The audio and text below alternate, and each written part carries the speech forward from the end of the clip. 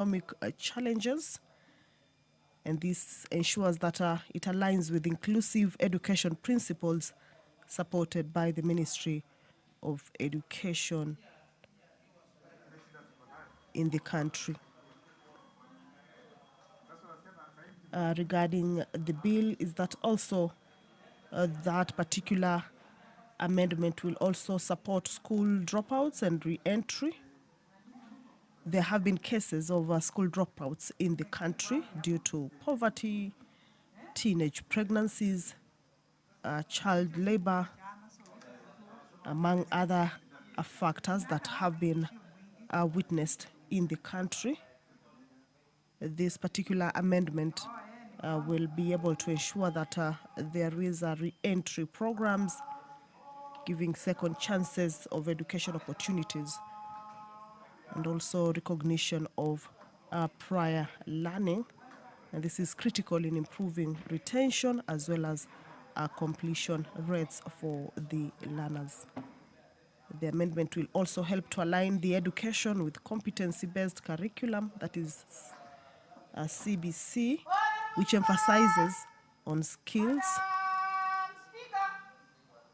And therefore, debate on this bill, as I had indicated earlier, is that had already kicked off on the floor of the House. And therefore, this morning, it is part of the business that as the members convene for this sitting, they will be able to resume. There is a balance of 31 minutes for the members who may be interested to ventilate on this particular bill or give their opinions on this particular bill. The Deputy Speaker of the National Assembly, Honorable Gladys Boss, as we can see, she has already made her way into the chamber. Allow me to hand you over. Honorable members, let us pray. Almighty God, who in your wisdom and goodness have appointed the offices of leaders and parliaments for the welfare of society and the just government of the people, we beseech you to behold with your abundant favor as your servants whom you have been pleased to call to the performance of important trusts in this republic.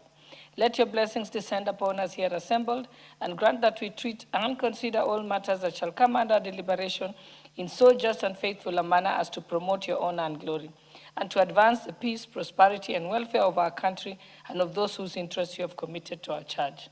Amen.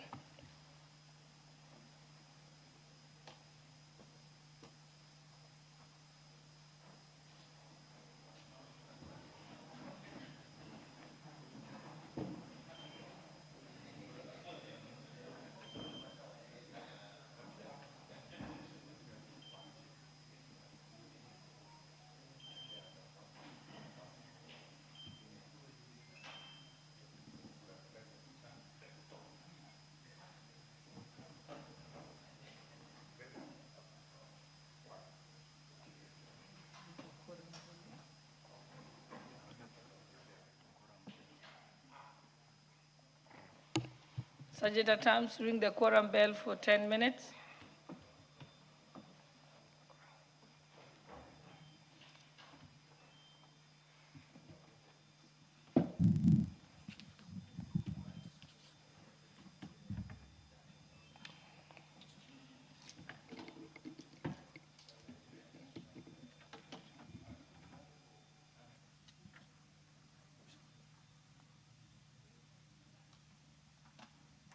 Well, the prayer has been said and the chair taken. However, there is a quorum hitch.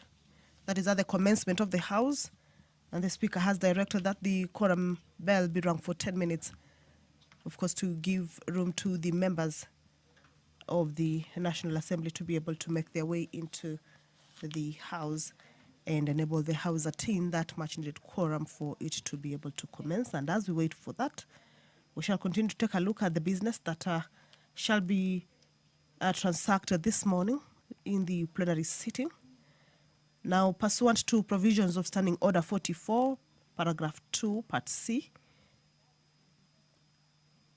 that that provides for the members of the National Assembly to be able to request for statements regarding matters concerning their constituencies, or even matters relating to county, inter-county, national, regional, or even international concerns. This morning, the Honorable Member for Kitui West, Honorable Edith Nyenze, will request for a statement to the, or rather from the administration, from the Committee on Administration and Internal Security, and this regards the provision of motor vehicles to national government administration offices in Kitui West. And the same breath, the Honorable Member for Igembe Central, Honorable Daniel Karitho, will request for a statement from the Departmental Committee on Education. This regards the guidelines on participation of primary and junior secondary schools in core curricular activities.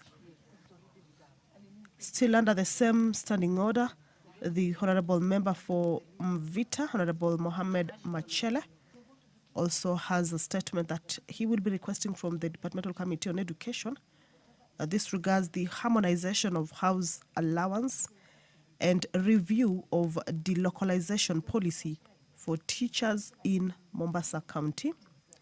And the Honorable Member for Kwale County, Honorable Fatuma Masito, will also request for a statement from the Committee on Environment, Forestry and Mining regarding the mining exploration in Kwale County. This is as provided for in the House Standing Order number 44, paragraph 2, part C. These statements will be responded to by the relevant committees, as I had indicated in the, or rather earlier. This morning also, the members of the National Assembly shall be considering various motions. The motion by the Honorable Member Mary Wamaua on the sustainable management and valorization of organic waste from avocado processing is coming up for consideration. This is a motion that the member will, or rather the House will be resolving to the national government to be able to formulate an avocado waste management and valorization policy. This is to be able to provide for sustainable avocado waste management and valorization, including research, training, and technology transfer to farmers, and provision of processors on modern waste management and valorization practices with the aim of reducing pollution, improving public health, and creating jobs in the avocado producing regions. Also, this particular motion will be seeking to have the national government formulate an avocado waste management and valorization policy to provide for promotion of investment and innovation by providing subsidies, incentives, and technical support for waste to value initiatives such as biodigesters, biorefineries, and other circular economy solutions, and also collaboration mechanisms for the national government, the county governments, and private sector partners in sustainable avocado waste management and valorization. This is a motion that is lined up for consideration in today's order paper, or the business that is lined up to be transacted this morning or during this morning plenary sitting.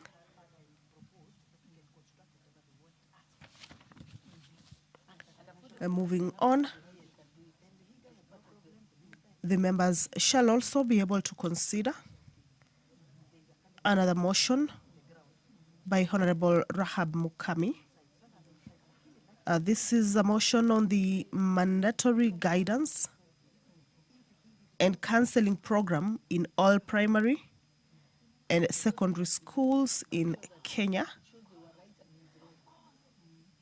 Now, the mover of the motion indicates that learners in primary and secondary schools across the country are increasingly exposed to social, psychological, and behavioral challenges, including drug and substance abuse, indiscipline, school unrest, and academic underperformance, and that there has been a disturbing rise in cases of sexual violence against children, including incidents where minors are abused or killed by individuals known to them, including relatives and caregivers, and hence exposing learners to trauma and long-term psychological harm.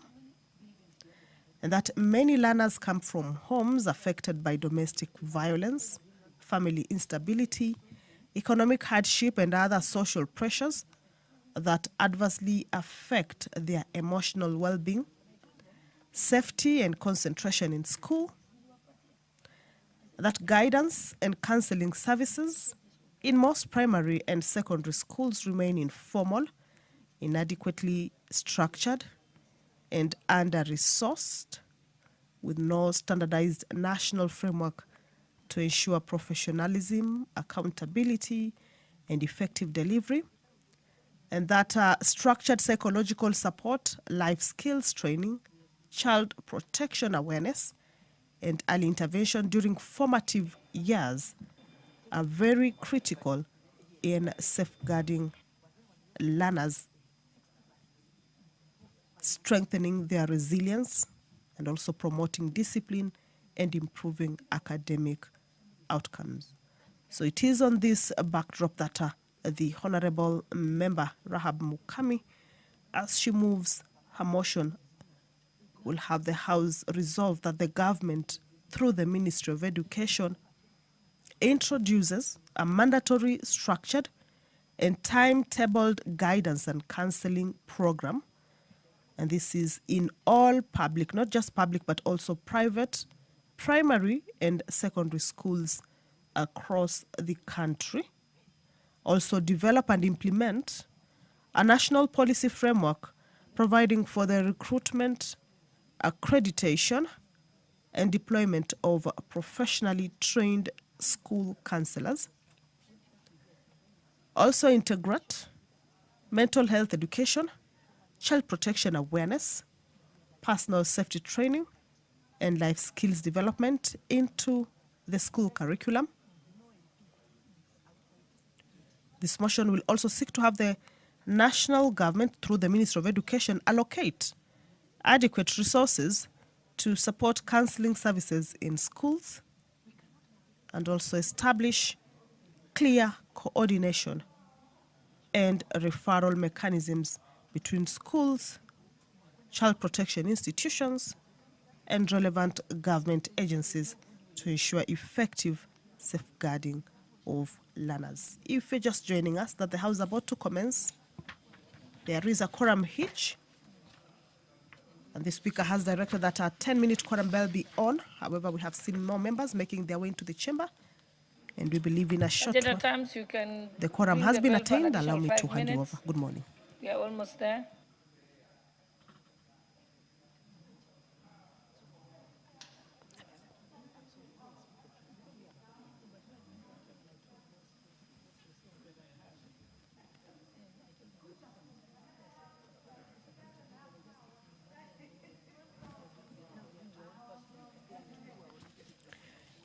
All right, we shall continue to take a look at that business that is lined up for consideration. The Speaker has indicated that the quorum is about to be attained, so we shall continue to take a look at the business that they shall transact once the House corrects. The motion by the Honourable Member for Kilifi County, Honourable Gertrude Mbeyu, regarding a policy to develop a structured engagement of National Youth Service graduates as security officers in government institutions is also lined up for consideration this morning. This is a motion that seeks to have the national government develop and implement a policy framework and guidelines to steer government ministries, departments, and agencies on prioritization of engagement of the National Youth Service graduates to provide supplementary security services to public entities, and also develop and implement a policy framework and guidelines to steer the government, ministries and departments and agencies on the criteria for determination of a formula for allotment of a quota of provision of security services in public entities to the National Youth Service graduates, commonly referred to as NYS, and private security services firms, and also steer government ministries and departments and also agencies on modalities for structured recruitment, deployment, and terms of service, including remuneration, training, and career progression for the NYS graduates that are engaged to provide supplementary security to government entities. And now the mover of the motion. The basis of this particular motion is that there are approximately 18,000 youth graduates from the National Youth Service annually, and that Article 55 of the Constitution requires the state to take measures, including affirmative action programs, to ensure that the youth access training, employment, and opportunities to participate fully in the social, economic, and political life of the nation. That the government has in the recent years rolled out deliberate programs that are aimed at equipping the NYS graduates with skills for employment into the disciplined services in key sectors, which include agriculture, construction, and security. That the government institutions continue to engage private security firms to supplement the uniformed officers in providing security services, hence incurring significant recurrent expenditure. And that the NYS graduates possess foundational training in discipline, security awareness, public service ethics, and emergency response, making them suitable for deployment within government institutions, and that there is need. All right, we can see the Sergeant at Arms lifting a white paper that signals that the quorum has been attained. We just wait for the Speaker to call the House to order for the business to be able to commence. However, the quorum, or we can authoritatively say that the quorum has been attained. As we wait for that, I should wind up on this a particular motion that there is need to have a balanced approach that promotes youth employment through structured engagement of the NYS graduates, while also preserving opportunities for private. All right, allow me to hand you over. Good morning.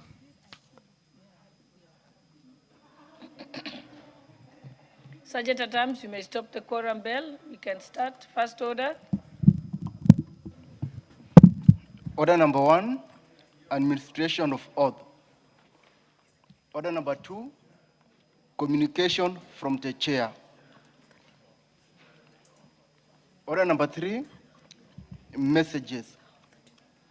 Order number 4, petitions. Order number 5, papers.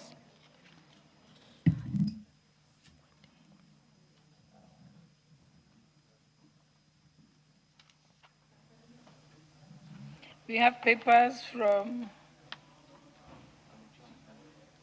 Honorable Wamushomba, member for Githunguri.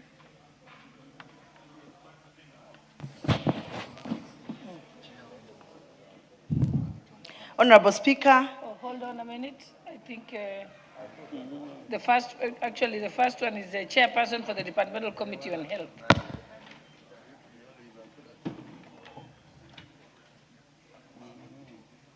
He's not in, so we can move to the next one.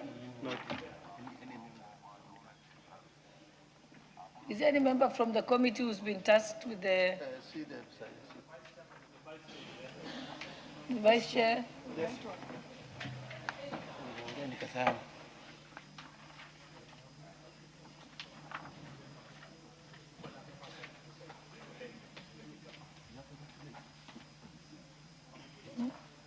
Yes, sir. Yes. Lead the paper.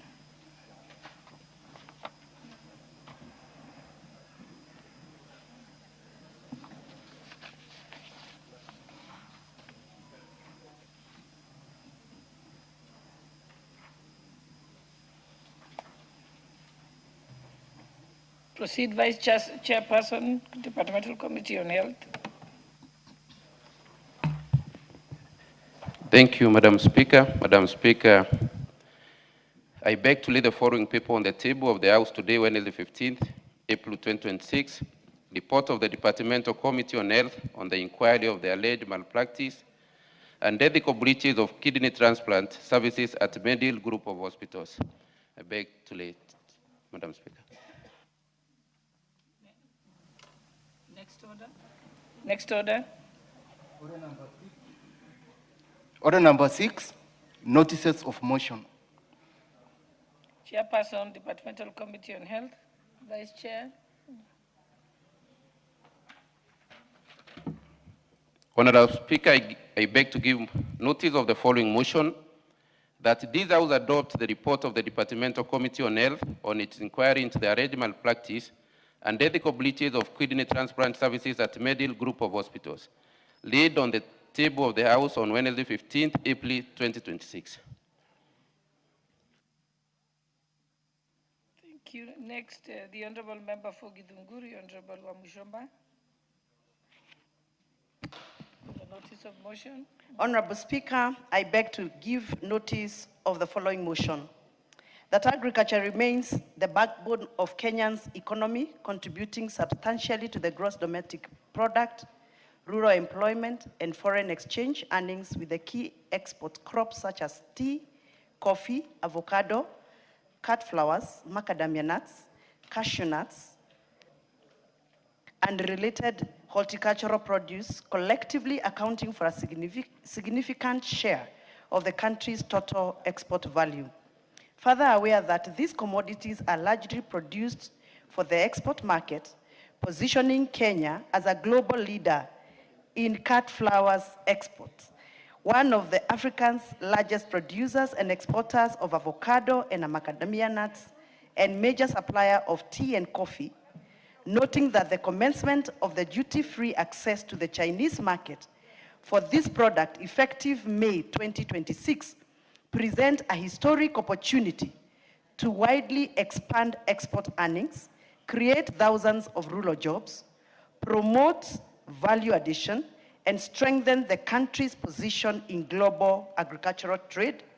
Concerned that the high cost of electricity in Kenya, as evidenced by commercial and industrial rates significantly exceeding those of regional competitions such as Ethiopia and Tanzania, continues to erode the competitiveness of export-oriented agriculture by inflating the cost of critical operations such as irrigation, cold chain storage, and logistics, processing, drying, grading, packaging, and other value addition additives essential for meeting stringent international quality, food safety, and phytosanitary standards.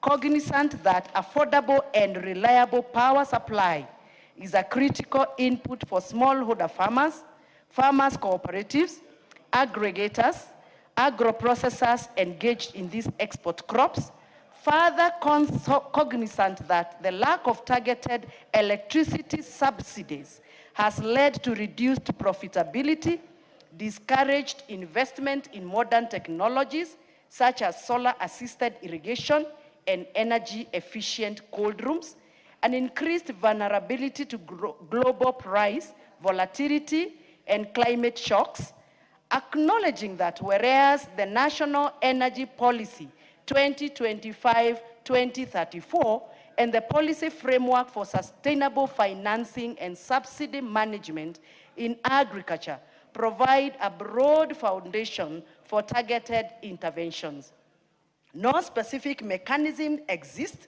on subsidized electricity tariffs exclusively for export-oriented agricultural production, processing, and related infrastructure.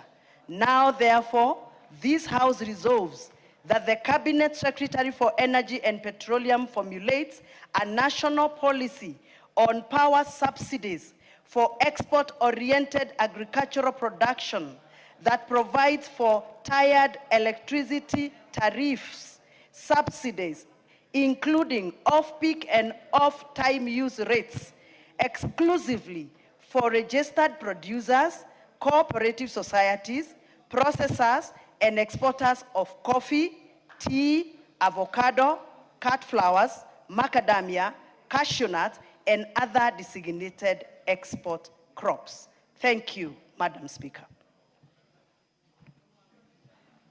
Thank you.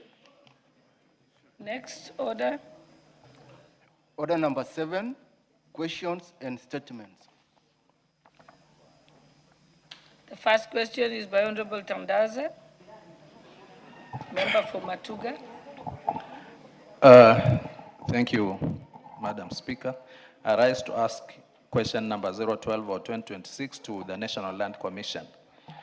Could the Commission, Roman 1, explain why the persons affected by the project in Matuga constituency, whose land was compulsorily acquired for the construction of the Dongokundu Bypass Project Phase 3, have not been paid despite the Kenya National Highways Authority having disbursed the money for payment?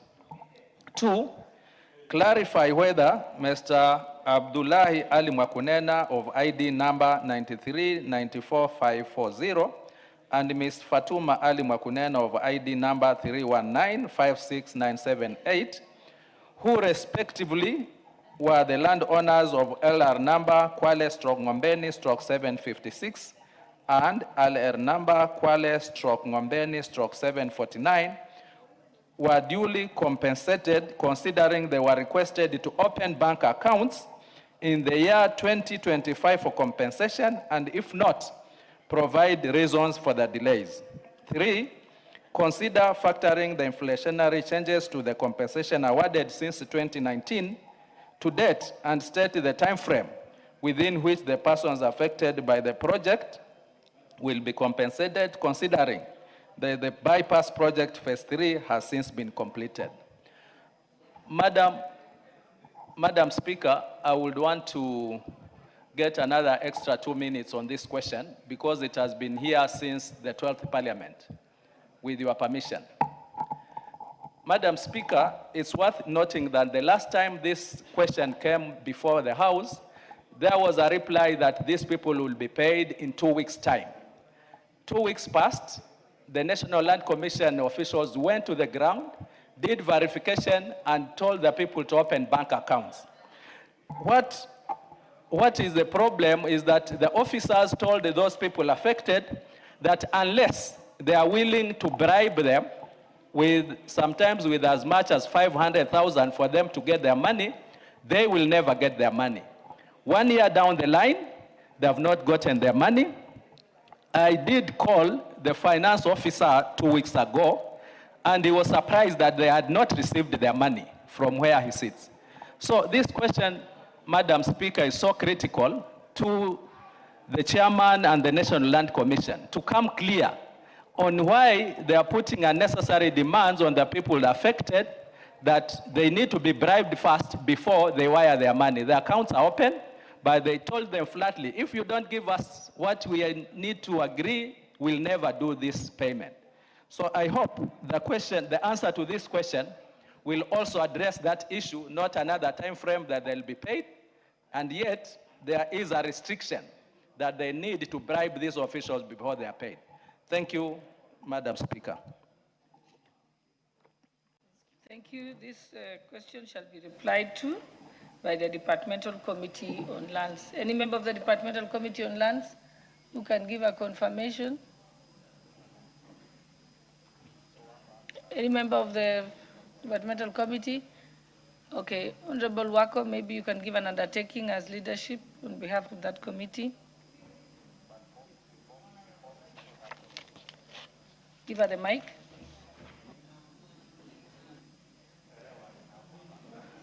Honorable Speaker, I'll make sure that the chairman will give the response in 2 weeks' time.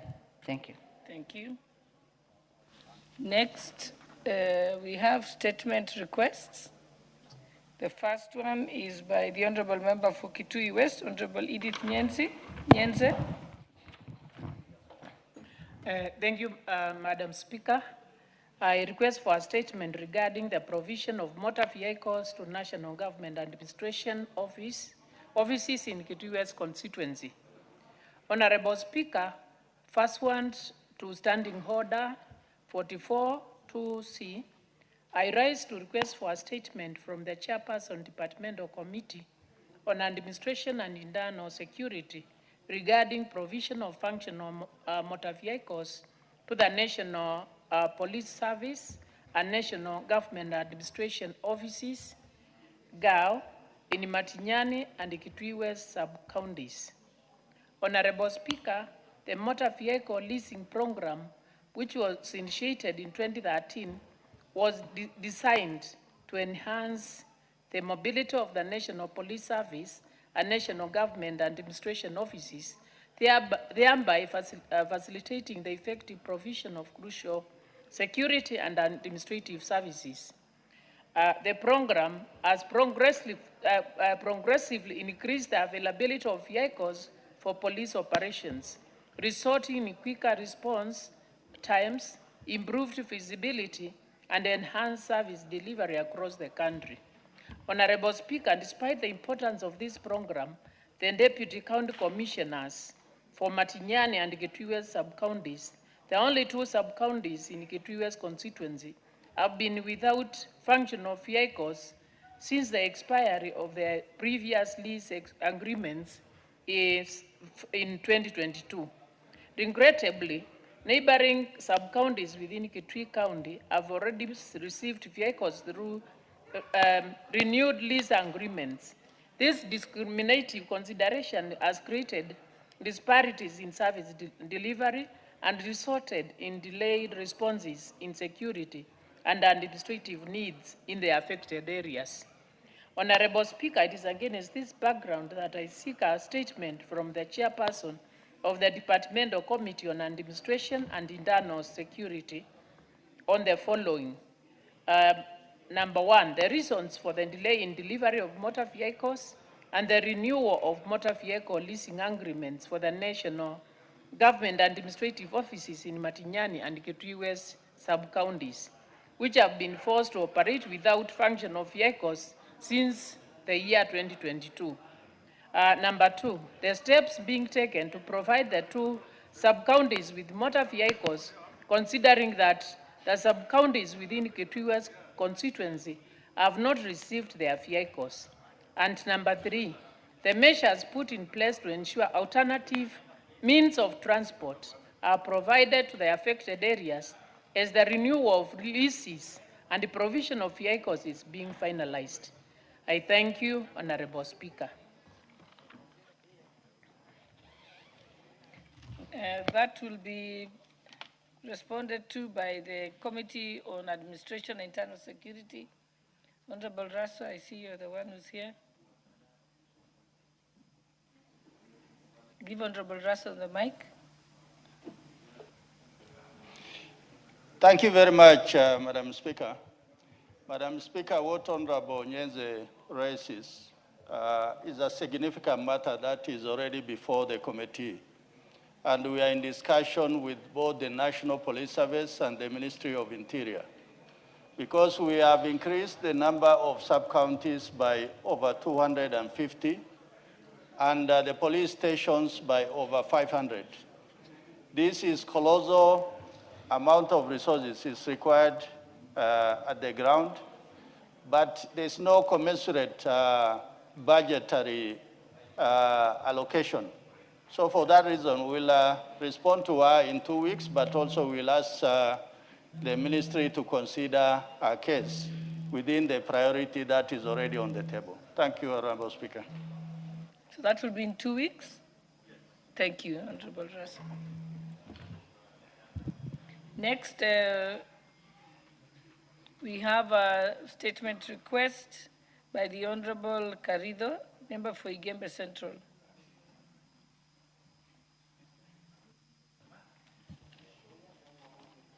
Thank you, Madam Speaker.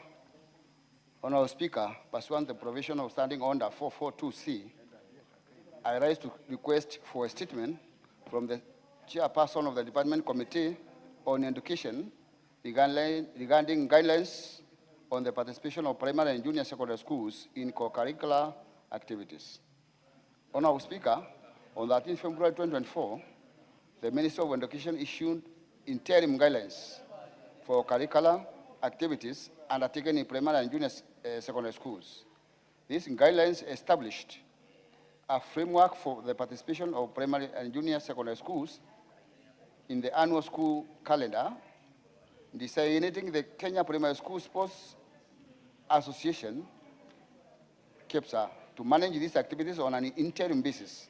They further required education directors at sub-county, county, and regional levels to nominate caretaker committee from existing KEPSA structures for oversight and coordination. Honorable Speaker, notably, these guidelines imposed stringent age restrictions by limiting participation in these activities to those under 12 years for primary schools and under 15 years for junior secondary schools. This capping excludes certain learners and denies them equal opportunities to participate in sports, music, and other creative arts, potentially and learning capable students, especially those transitioning to sport-based pathways and the competency-based curricula, CBC. These restrictions undermine the holistic development principles enshrined in the Basic Education Act. Honorable Speaker, it's against this background that I seek a statement from the chairperson of the Department Committee on Education on the following. Plans being put in place for review of the guidelines to align them with the requirements of the Basic Education Act on holistic development. Steps being taken to make the guidelines more appropriate and inclusive for sports, music, and creative arts, including measures to address equity gaps in participation across regions, and measures being taken by the Ministry of Education for monitoring the effectiveness of the Kenya Primary School Sports Association, KEPSA interim management role, and the nominated caretaker committee as of county, and regional levels in managing school sports. I thank Honorable Speaker. Thank you. That will be answered by the Departmental Committee on Education. Any member of Education Committee who can give an undertaking? Yes, Honorable Professor Barto. Yeah, Madam Speaker, I undertake to communicate to the chair and the members of the committee, and I think we'll give feedback in the next 2 weeks. Thank you. Next is a statement request by the Honorable Member for Moita, Honorable Mahmoud Machele. Thank you, Madam Speaker. Pursuant to the Provisional Standing Order 44.2c, I rise to request for a statement from the chairperson of Departmental Committee on Education regarding the harmonization of house allowance and review of delocalization policy for teachers in Mombasa County. Honorable Speaker, Mombasa is the second largest city in Kenya and among the most expensive to live in. Despite the high cost of housing, the Teacher Service Commission, TSC, continued to categorize Mombasa under Cluster 2, while Nairobi is classified as Cluster 1, as a result in a wide disparity in house allowances. For example, teachers in job group C5 earning 25,000 shilling in Mombasa, comparable to Nairobi, 35,000 in Nairobi. While those in D1, D3 earning 28,000 Kenya shilling in Mombasa against 25,000 in Nairobi. This disparity demoralizes teachers in Mombasa who struggle to afford decent housing despite working in a city with a cost of living comparable to Nairobi. Making matter worse, the TSC continued to enforce the delocalization policy under which teacher promoted to administration positions such as head teacher or deputy head teacher are transferred outside Mombasa County. This is not only disturb family, but also reduce their house allowances when moved to low-cost cluster, effectively turning promotion into financial demotion. This policy is both unfair and counterproductive. Honorable Speaker, it is against this background that I request for a statement for the Chairperson Departmental Committee on Education on the following. 1, a report on the reason for the continued classification of Mombasa City under Cluster 2, despite the high cost of living comparable to Nairobi City. 2, clarification on the criteria for clustering house allowances and whether the TSC has conducted any recent cost of living assessment on urban area and the cities, especially Mombasa City, to inform the house allowances. 3, step being taken by the TSC indicate to harmonize the house allowances for the teachers in Mombasa and those in Nairobi, given the comparable cost of living. 4, mechanism in place to caution teachers affected by the policy, by the delocalization policy from reduction of house allowances upon promotion to low-cost cluster region. And 5, the step being taken to report delocalized teachers moved through promotion back to their previous preferable station in line with the government commitment and end punitive transfer. Thank you, Madam Speaker. Thank you. That also again will be responded to by the Departmental Committee on Education. Honorable Kiara, you want to say something before Professor Barto responds? Thank you, Honorable Speaker. Honorable Speaker, I want to support the Honorable Member on this concern that he's raising on the disparities in the house allowance of teachers. Honorable Speaker, there should be a clear policy where if cities have been designated and gazetted, teachers in those areas must enjoy, should enjoy house allowance equivalent to other cities. Honorable Speaker, I support that statement.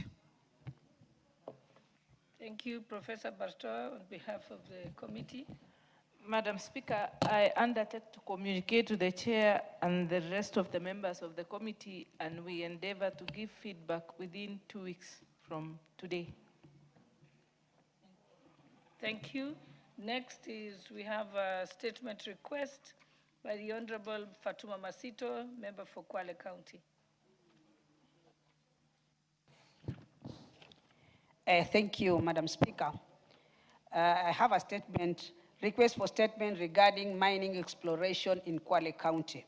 Honorable Speaker, pursuant to Standing Order 44.2c, I wish to request for a statement from the Chairperson of Departmental Committee on Environment, Forestry, and mining regarding the proposed mining activities in Kwale County. Honorable Speaker, in January 2026, the Ministry of Mining, Blue Economy, and Maritime Affairs announced a proposed mining project in Mrima Hills, Kwale County. The ministry indicated plans to undertake exploration of rare earth minerals and niobium in the area. While the discovery and development of mineral resources present an opportunity for national economic growth and local development, the proposed project has raised concern among residents due to limited public information, and certainly regarding the scope of project and fear of possible displacements, environmental degradation, and the potential impact on livelihoods. Additionally, residents are keen on the modalities in the place for revenue sharing for benefits of local communities. Honorable Speaker, it is against this background that I request for a statement from the chairperson of Departmental Committee on Environment, Forestry, and Mining on the following. A detailed report of the current status and scope timelines of the proposed mining project in Mrima Hills, Kwale County.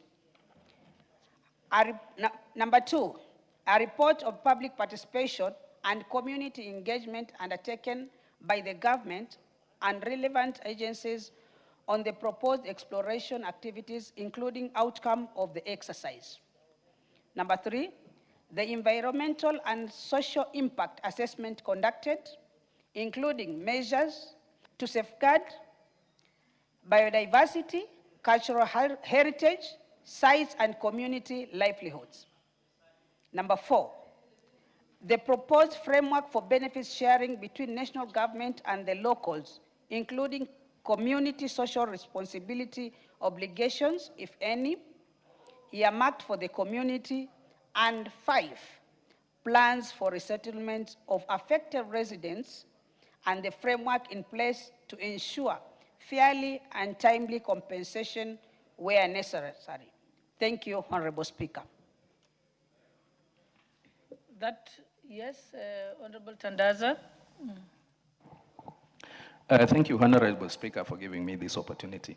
I rise to support a detailed answer on that statement, given that previously we've had the biggest mining activity in the whole of Republic in the form of base titanium in Kwale in the same area. While the Mining Act is very clear that out of the royalties, 70% remains with the national government, 20 to the county, and 10 to the community. To date, 10 years, in fact 12 years later, because they stopped mining after 10 years, the community is yet to receive the 10%, which is in law, which is in the act. Now, there is the other proposed mining, as my colleague has stated, on the rare earths. That's where the problem now comes with the community. So, as they respond to that statement, I think it is also, in the same breath, try also to make good for the wrongs done. Otherwise, the community will always be apprehensive when it comes to the issues of mining in Kwale, given that previously they never got their due share. Thank you, Honorable Speaker.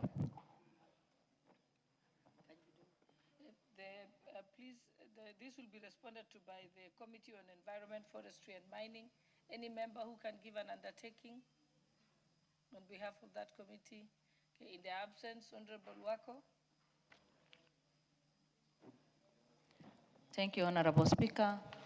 The committee will give the response in 2 weeks' time. Thank you.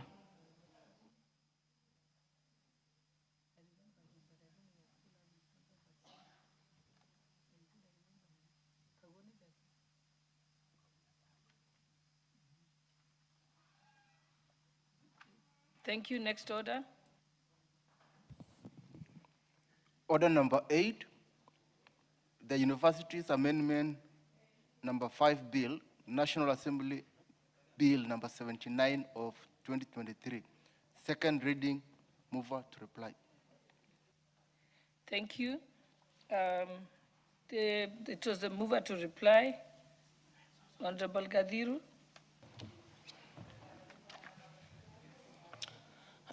Thank you, Honorable Speaker.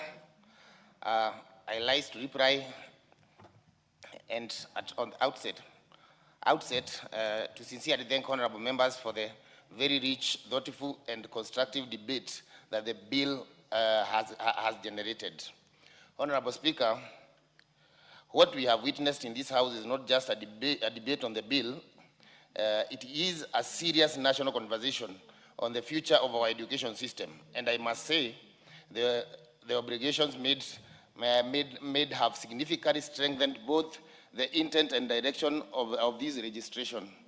Honorable Speaker, allow me to begin by appreciating honorable members who have supported this bill and clearly articulated its necessity. Honorable Speaker, I thank Honorable Mwago, who ably seconded the bill and lightfully framed it as a restoration of order within our higher education system. I also wish to thank Honorable Lahim Dawood, who strongly supported the separation of mandate while reminding us the need of to strengthen TVET institution and protect students during transition. Honorable Speaker, I equally appreciate Honorable Gideon Oshanda, who took us back to the time when our education system had clear progression pathway and warned us against losing the structure. Further, I wish to acknowledge Honorable Dr. James Nyakil, who reminded this House very profoundly that the primary mandate of university is research and generation of knowledge. That point, Honorable Speaker, goes to the very heart of this bill. I also wish to appreciate Honorable Komingoi, Honorable Dakwa, Honorable Rahim Mukami, and Honorable Gishimu, who raised critical issues around regulatory overlap, certification standards, and needs to define what a university truly is.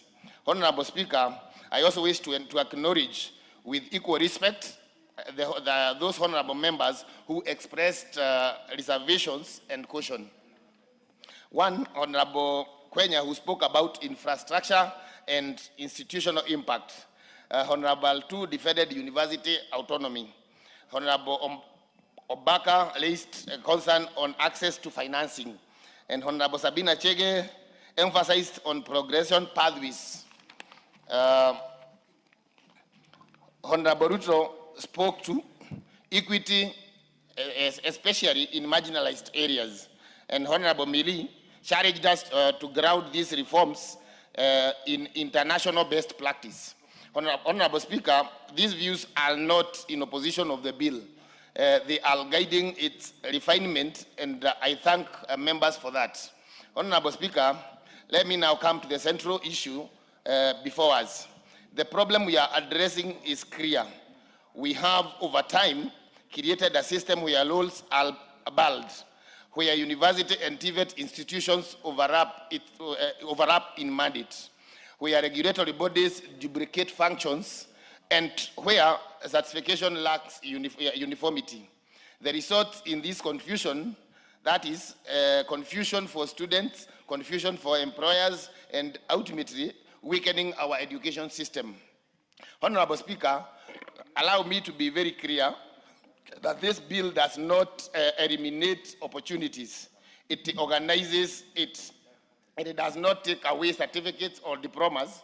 It does not deny access. What it does is ensure that each institution play its proper role. Training is delivered at appropriate level, and quality in maintained across the system. Honorable Speaker, a key issue that has arisen in this debate is the praise of specialized institutions such as the Kenya Medical Training College, maritime academies, and defense institutions. These institutions are critical in our national development, and I want to assure the House that this bill does not seek to undermine them. On the contrary, at the committee stage, we shall introduce amendments. One, formally recognize these institutions within the national framework, allow them to continue operating under their established status, and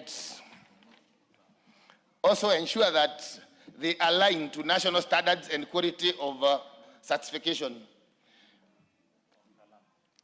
Because, Honorable Speaker, specialization must be preserved, but regulations must be harmonized. Honorable Speaker, another critical issue raised, and lightly so, is the question of certification.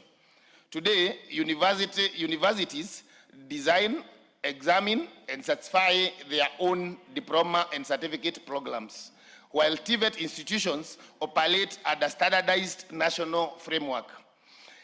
This creates inequality, it creates inconsistency, and it creates unfair advantage in the job market.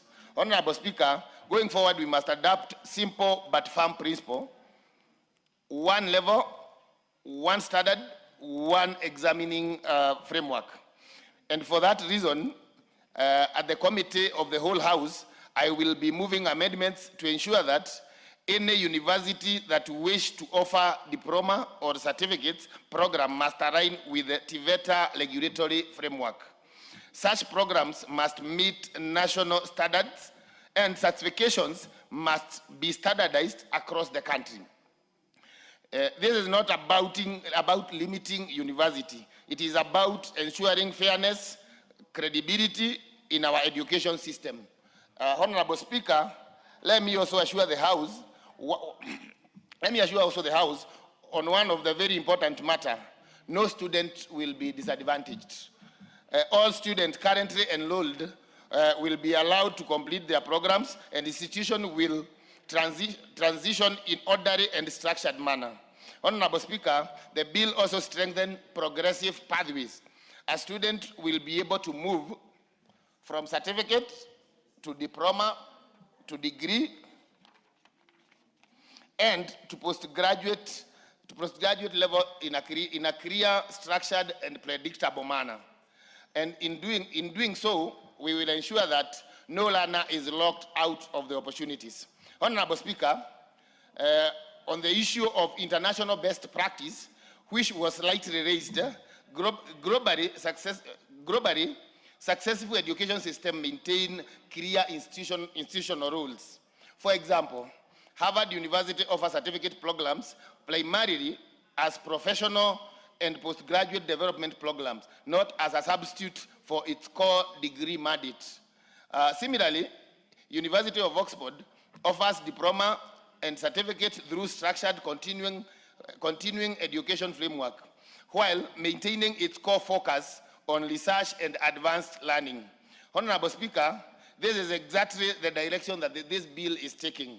Honorable Speaker, arising from the contribution of the honorable members, I will be moving amendments at the committee stage of the whole House to, number one, recognize specialized institution; number two, to align diploma and certificate program under TVETA; to strengthen transition provisions; allow limited specialized exemptions; enhance progression of pathways; and finally, to harmonize regulatory framework. Honorable Speaker, before I conclude on the proposed amendment, allow me to highlight one important issue that was raised by the honorable members, particularly Honorable Geshimo Gedeji. The current University Act does not explicitly define what a university is. Honorable Speaker, this is not a minor omission. It is, in fact, at the center of confusion, and we are trying to cure, because without clear statutory definition, one institution drifts from their core mandate. Number two, regulatory boundaries become blurred, and the identity of university as a center of higher learning and research is weakened. Honorable Speaker, For this reason, the Committee of the Whole House, I will be moving specific amendments to introduce a clear legal definition of university to anchor it as an institution of higher learning, higher education learning, focus on teaching, research, and innovation, and authorized to add postgraduate qualifications. Honorable Speaker, this definition will ensure university remains true to its purpose, policy direction is clear, and future deviation will be prevented. And in this regard, Honorable Speaker, allow me to invite all honorable members to feel free and bring forward their proposals and actively participate in unleashing the bill at the committee stage. This is where the legislation of the House. Honorable Speaker, at the core of this bill, Honorable Speaker, please add me just a single minute to be able to complete. At the core of this bill, the guide and the simple principles. Differentiation strengthens systems, deprecation weaken. Allow him time to finish. Thank you, Honorable Speaker. Honorable Speaker,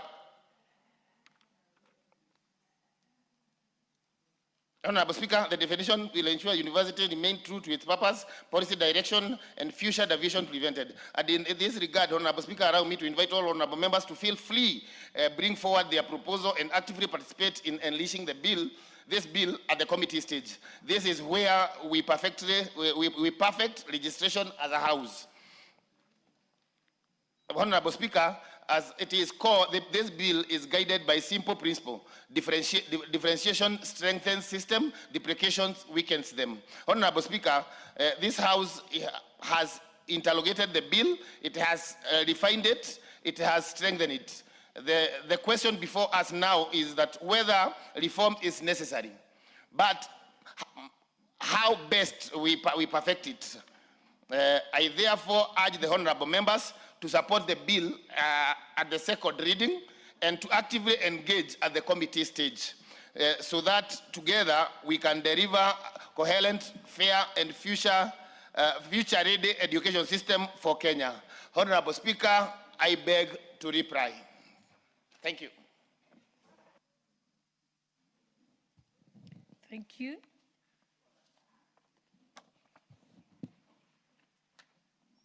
Honorable members, I now put the question that the University's Amendment Number 5 Bill, National Assembly Bill Number 79 of 2023 be now read a second time. Will as many as of that opinion say aye? Aye. Will as many as of the contrary opinion say nay? The ayes have it. A bill for an act of parliament to amend the Universities Act.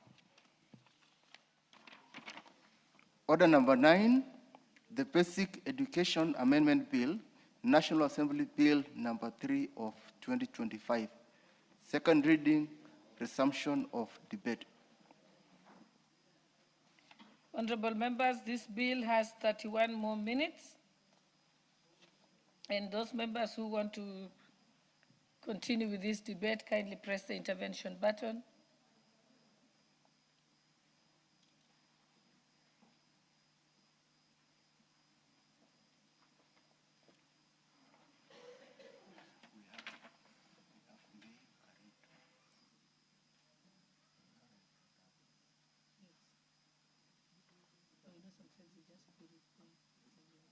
Okay, Honorable Tandaza, you wanted to contribute? Yeah, but just a minute. Honorable Bayu, did you want to contribute to this? Okay. I can see Honorable Carrido also is on the... Kindly press the intervention button. So far, only Honorable Tandaza has indicated.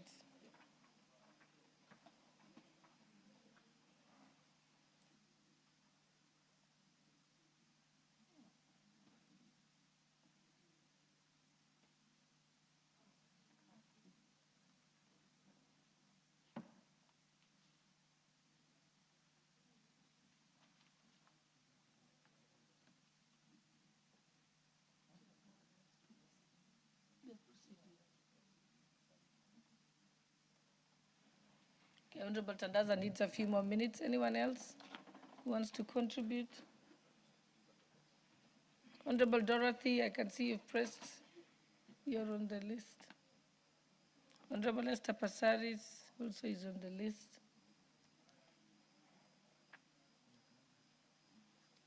Professor Barto is also on the list. Who else? Okay.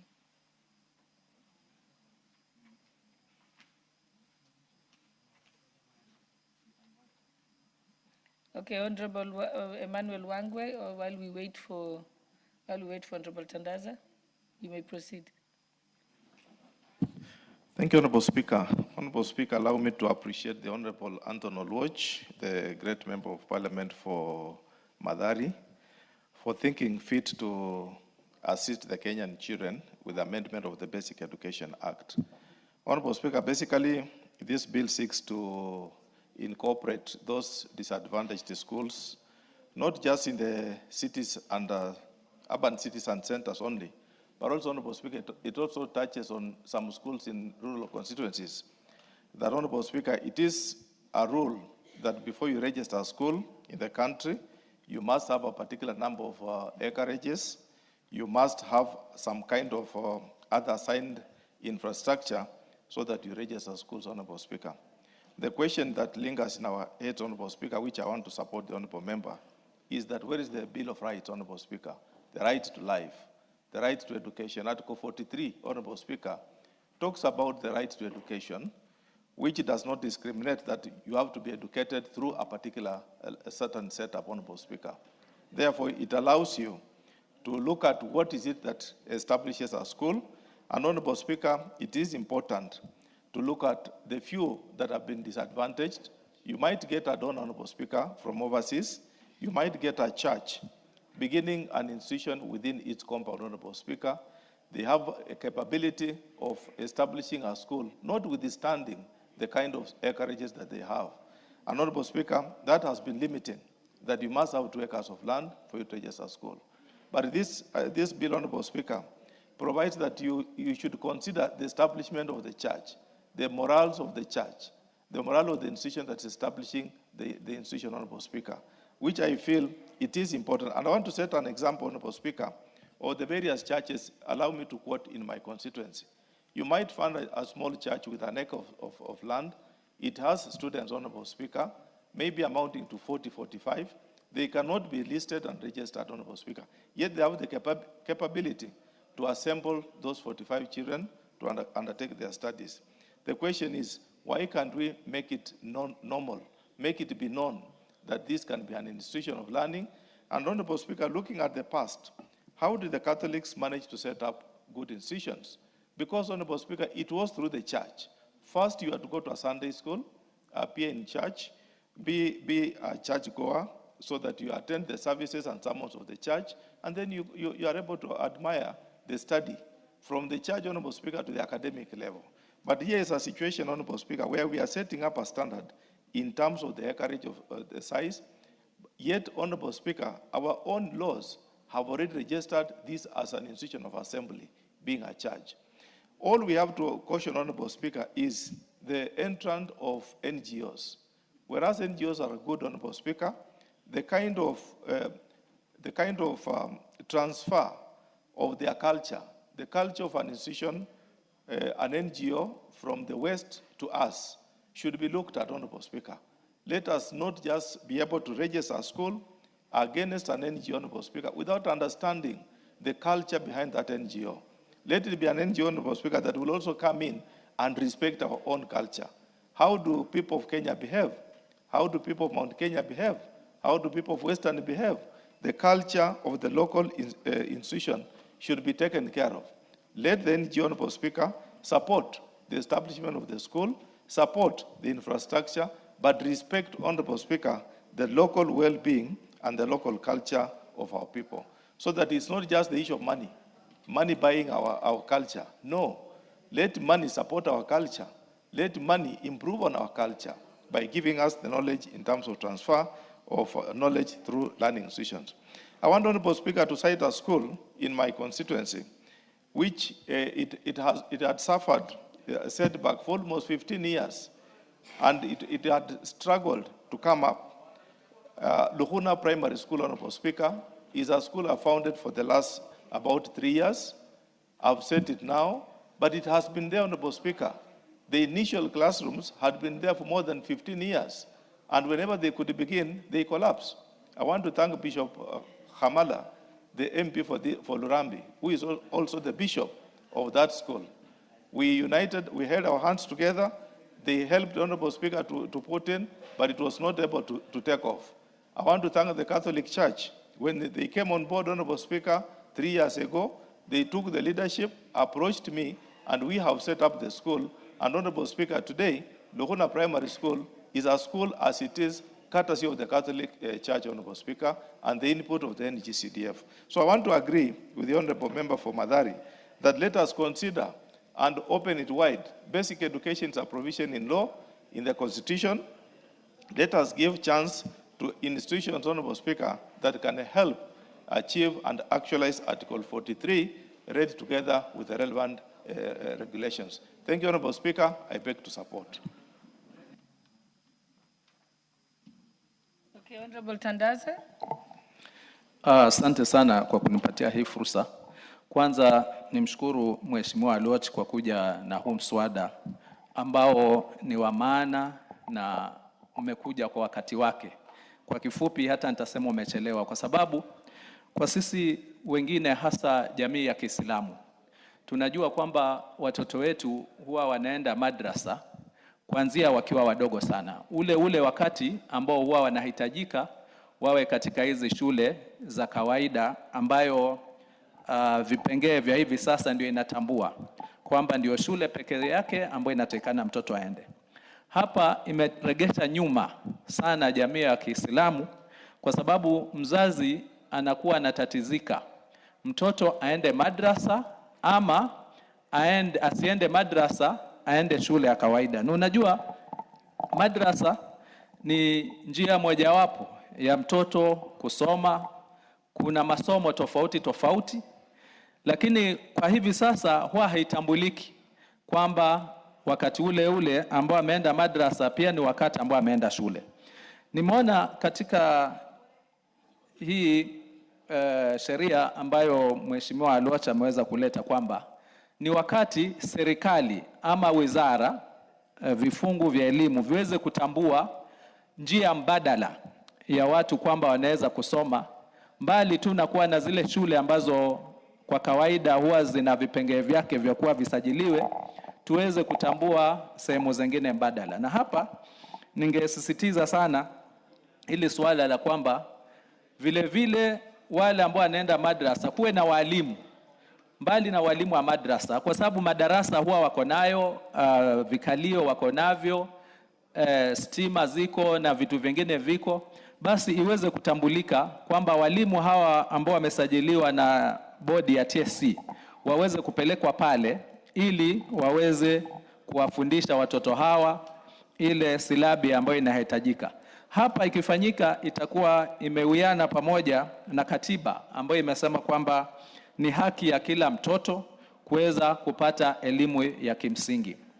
Pili, pia ningetaka kumshukuru sana alipozungumzia swala la hii bodi ya kaunti ambayo huwa inapitisha kusajiliwa shule. Kwa sasa hivi vipengee ambavyo vimewekwa pale nasema ni kama ni vile vya ng'ambo ama vinatambua zile sehemu ambazo labda zina uwezo kwamba lazima kuwe na mijengo ambayo imejengwa kulingana na sheria za wizara ile ya ufanyaji kazi ya public works, kisha kuwe kuna wanafunzi fulani na vifaa kama hivyo. Ikiendelea hivyo utakuta kwamba sehemu nyingi za Kenya ambazo wazazi hawana uwezo, na unajua saa hizi hakuna taratibu yoyote ya wizara ya elimu kuanzisha shule. Shule inaanzishwa na wazazi na vipengee ambavyo vimewekwa pale viko juu. Utakuta kwamba kuna sehemu zingine kuna watoto ambao wanakosa haki yao ya kikatiba kupata elimu kwa sababu sheria ambazo zimewekwa haziwezi kutimizwa na wazazi hawana huo uwezo. Pia tusisahau kwamba wakati mzazi ameanzisha hii shule huwa anatarajia pia walimu waweze kutumwa pale, lakini hii bodi ambayo inasimamia kulingana hivi viwango hawawezi kutuma walimu mpaka shule isajiliwe, na shule haiwezi kusajiliwa kwa sababu haijatimiza mijengo na kanuni ambazo zinahitajika. Kwa hivyo unapata watoto ni kama wanaenda kucheza pale, lakini hawana wakufunzi wale walio na taaluma ya kuwafundisha, lakini kwa sababu ya mapungufu ya wazazi na jamii inabidi wabakie vile vile. Hatimaye wanafanya mtihani ule wa kitaifa kama wengineo ambao wamekuwa na vifaa vya kawaida na walimu wa kutosha. Matokeo yanakuwa wabaya, alafu inakuja kubaguliwa kwamba labda kuna sehemu nyingine watu wao hawana akili ya kutosha, hawawezi elimu, wanabaki nyuma, na ile hali ni zile sheria ambazo zimewekwa. Kwa hivyo Mheshimiwa Spika, naunga mkono huu mswada na uchukuliwe maanani na kuzingatiwa, kwa sababu utaenda sehemu kubwa ya kusawazisha ile tofauti ya elimu katika hii nchi, kwamba sehemu nyingine ni kama wengine wanahesabikana ni werevu, kuna madaktari, kuna maprofesa na wengine, na sehemu nyingine unapata location nzima ama hata wadi nzima hakuna mtu labda ambaye amepata shahada, kwa sababu ya yale maonevu ambayo yapo katika hali ya kusajili na kutoa utendakazi katika hii wizara. Asante sana Mheshimiwa Spika.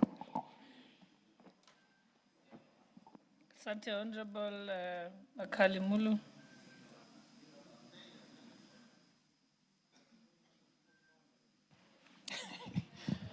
Thank you so much, Honorable Speaker. Honorable Speaker, I want to add my voice in this important debate. And I want to start by appreciating Honorable Oruoch for effectively representing his people.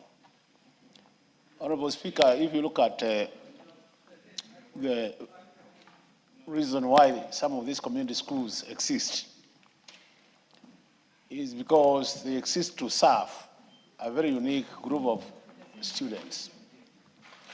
And more so, you find most of them in our slums or in areas where our people who have low incomes live, Honorable Speaker. And you realize that, Honorable Speaker, if these schools are not there, chances are very high that these students will never go to school, because some of them are not able to join the formal schools which have been registered, Honorable Speaker. So even as we debate, Honorable Speaker, we must realize that these schools, community schools, really reach out to very disadvantaged group of this country. And it is important that we support this bill, Honorable Speaker, so that we give an equal chance to these students. Honorable Speaker, you realize that some of these schools are relatively very cheap. Some of them actually do not even require you to be in uniform. So parents find them a very good place to take their children because it is cheaper. Some even are within the neighborhood, so that it's a matter of a child waking up in the morning and going to the school, Honorable Speaker. So, Honorable Speaker, I know a lot has been said about this issue, and I want to join colleagues who have supported it and say that I'm also in support. Through registration of these facilities, Honorable Speaker, we'll be able to open doors for them in terms of benefit from capitation, like other schools. They will also be able to benefit from teachers, Honorable Speaker, because the way they are now, you cannot get TSC teachers being posted there. But if they formalize the process, then they can also get teachers, Honorable Speaker. I know it's a requirement that you must have learned before you register a school. But I think what being proposed here is the issue of having exemptions for these unique situations so that we could still register them and appreciate the environment in which the schools are in, Honorable Speaker. In that case, then, we'll allow more opportunities for the children to go to school. And this being a constitutional right, Honorable Speaker, I think it is important that we allow all Kenyan children to exercise that right, rights to education. And by doing that, Honorable Speaker, we all know education is a very good equalizer So the more we discriminate against these schools, Honorable Speaker, the more we make our community be unequal in terms of opportunities. We know very well the more you go to school, the higher you join education and the higher you go in the education sector, Honorable Speaker, the more you improve your chances of also getting employment opportunities. So in a situation where we lock them out of these opportunities, Honorable Speaker, then, it means they will definitely not be employed anywhere in a formal environment. And it is important, as representatives of the people, Honorable Speaker, we appreciate that fact and support this bill and ensure that these schools are formalized through formal registration. So with those many remarks, Honorable Speaker, I want to support this bill and thank once more our colleague, Honorable Ruoch, because he represents this environment we are discussing in this House. Thank you, Honorable Speaker. Thank you very much. Honorable members, time allotted for this motion is up. So I now call upon the mover to reply. Honorable Luch. Thank you, Madam Speaker. And first, I want to thank all the members who showed up and contributed, gave a lot of very useful insight and things that I will carry in terms of improving the bill and perhaps making amendments in the committee of the whole House. Allow me to retrace briefly the journey of this bill. Sometimes in the 12th Parliament, I was engaged or approached by members coming essentially from Mathare constituency. It later grew to members of what you call the Upbet Association across Ruaraka constituency, and then eventually an entire team of close to over 10,000 directors, teachers, people who assist administrators of alternative provision for basic education gathered together and appointed me to be the ambassador for Upbet in Nairobi and the Republic of Kenya. It is a mantle that I took and filed and tabled a bill which went up to pre-publication scrutiny, and I want to thank Honorable Makali Mulu. I don't know if you remember that at the time when we appeared in Mombasa to defend this and got a clean bill of health from Budget and Appropriation Committee, it was yourself, yours truly, who was chairing that, and we had a very useful analysis from the Budget and Appropriation Committee.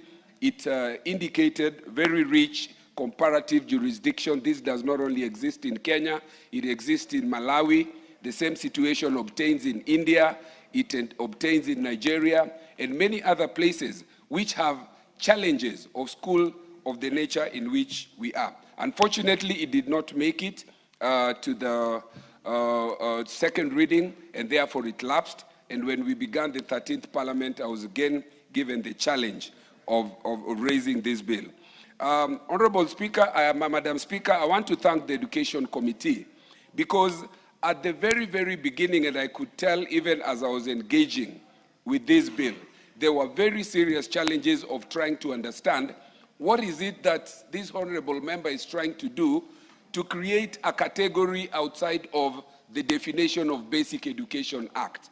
Because Basic Education Act defines basic education as either being public or private. And so they asked me a question, do you want to create another tier or category of schools outside of this?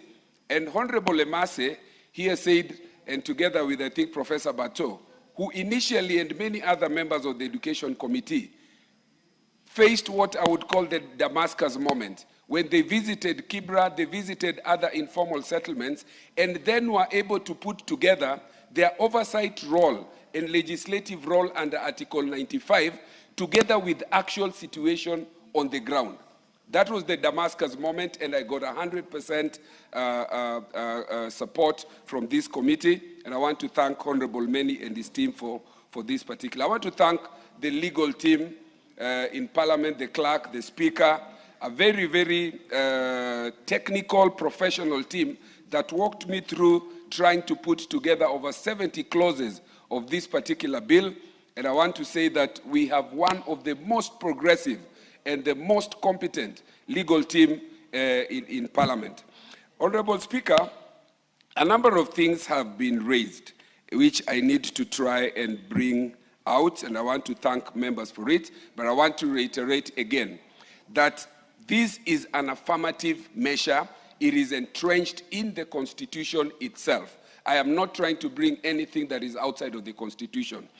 The Constitution 2010 did not contemplate that after 10 or 12 years of its existence, that over 3 million Kenyans, in light of what exists under Article 43 of the Constitution, could be excluded out of the education system in light of our policy of free compulsory education, which is under Article 43, against Article 10 that talks about inclusion, equity, equalization, against Article 27(2) and 6 that talks about non-discrimination, because how else would you describe that children in certain categories and parts of this country, and now I'm very happy that members have enlightened me, that this does not only affect informal settlements.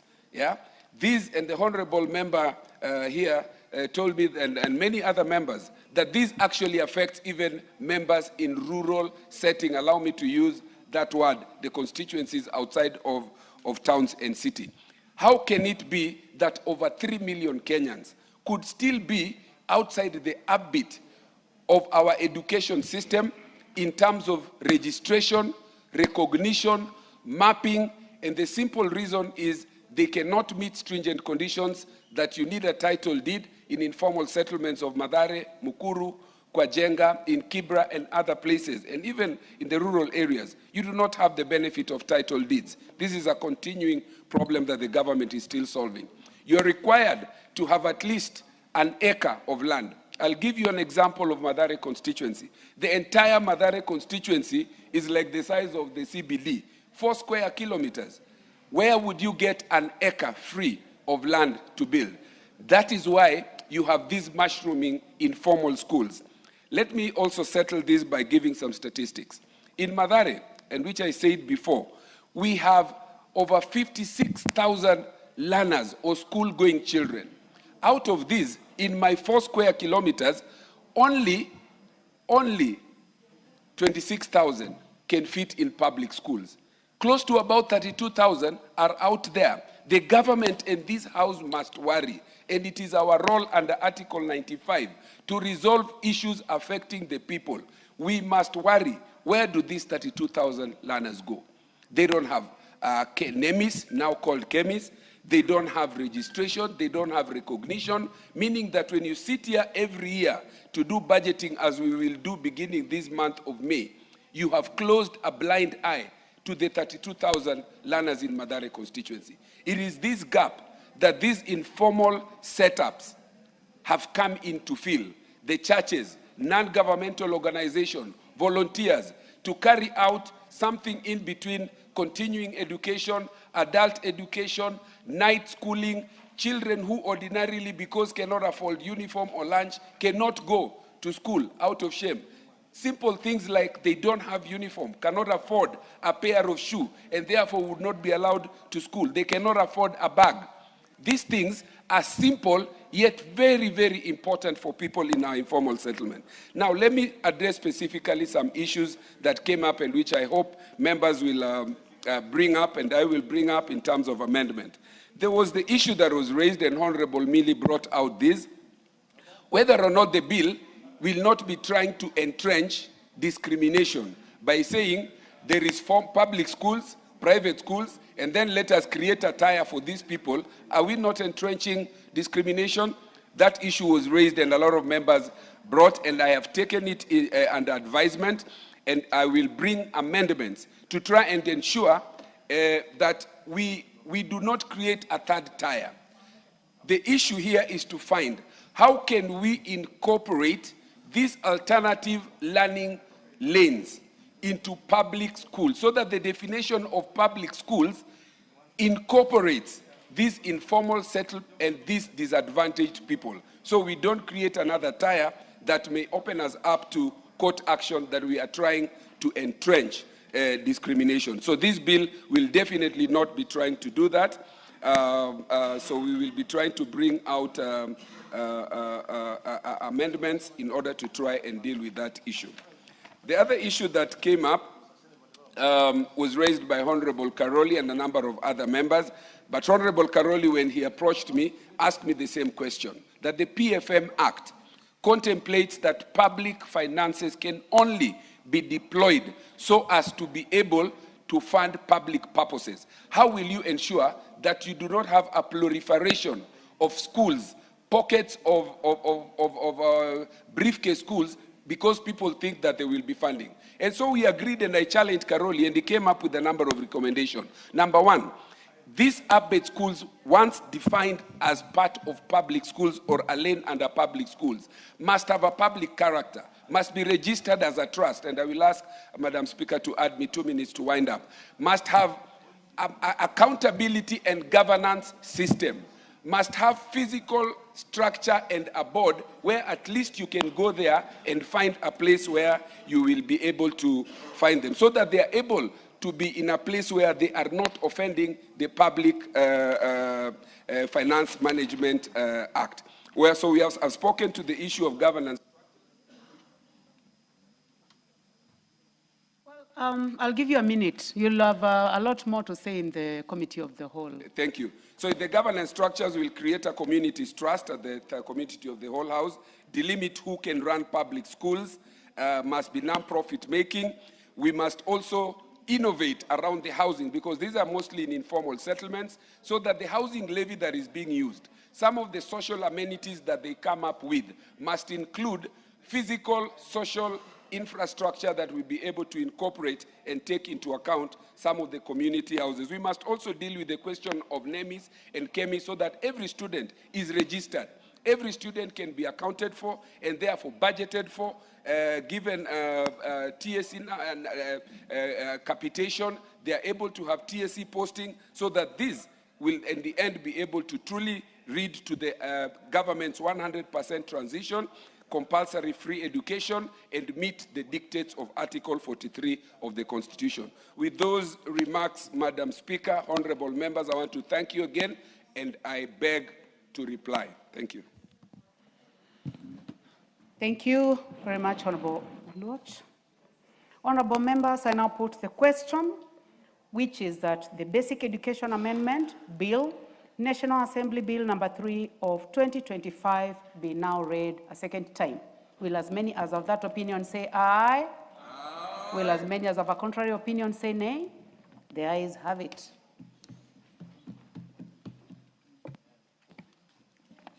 A bill for an act of parliament to amend the Basic Education Act 2013 and for connected purposes. Order number 10, the Prevention of Livestock and Produce Theft Bill, Senate Bill number 12 of 2023, second reading. The Honorable Dawood. Thank you, Madam Speaker.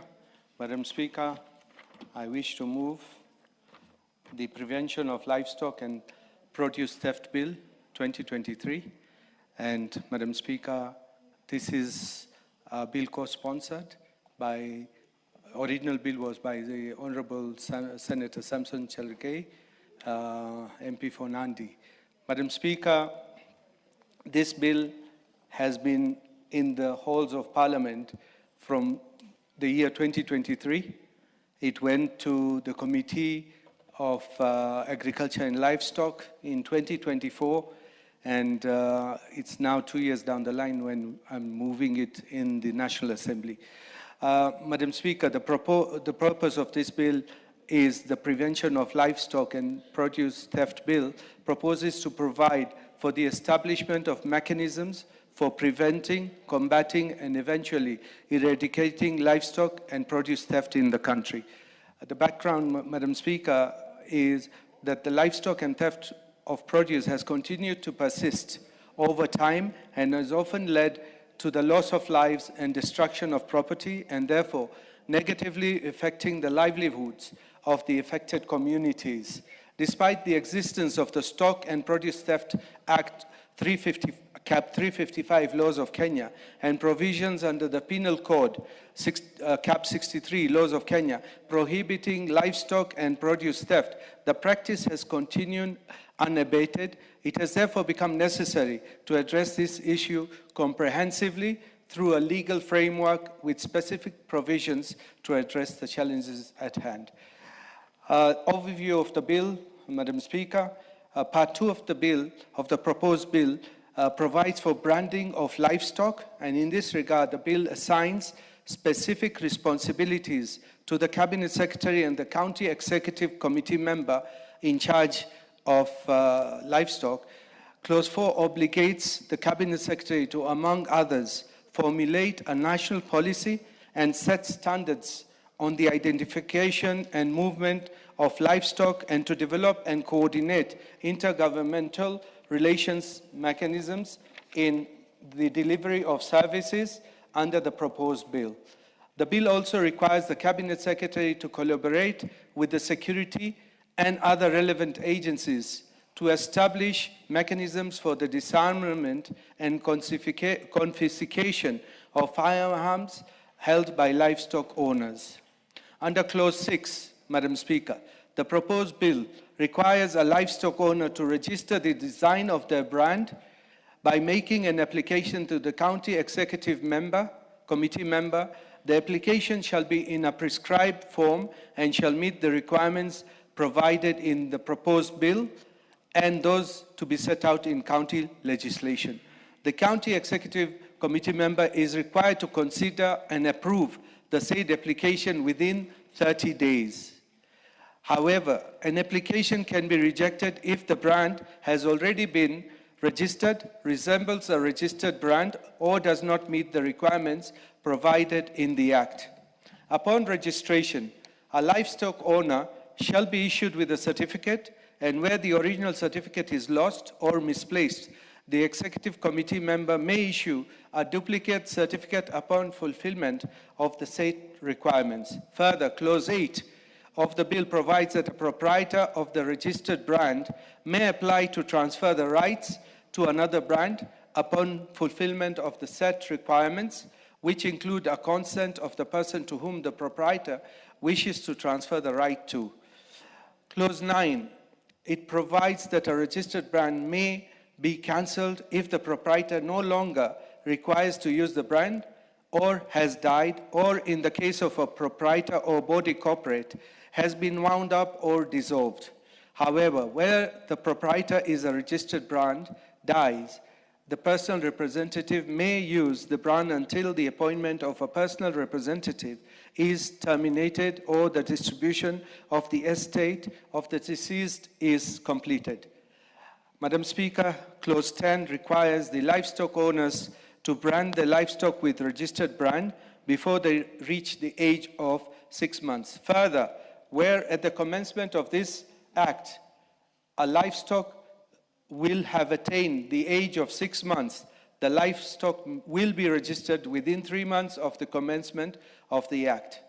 Madam Speaker, Part 3 of the proposed bill provides for the regulation of movement of livestock. Clause 12 requires a proprietor who intends to move livestock from premises where they are ordinarily kept for purposes of sale or slaughter to apply for a permit. Under Clause 13 of the proposed bill, an owner of an abattoir is required to keep books and records of every livestock slaughtered and any carcass or produce leaving the abattoir. The bill further sets out the details that shall be recorded in the books and records.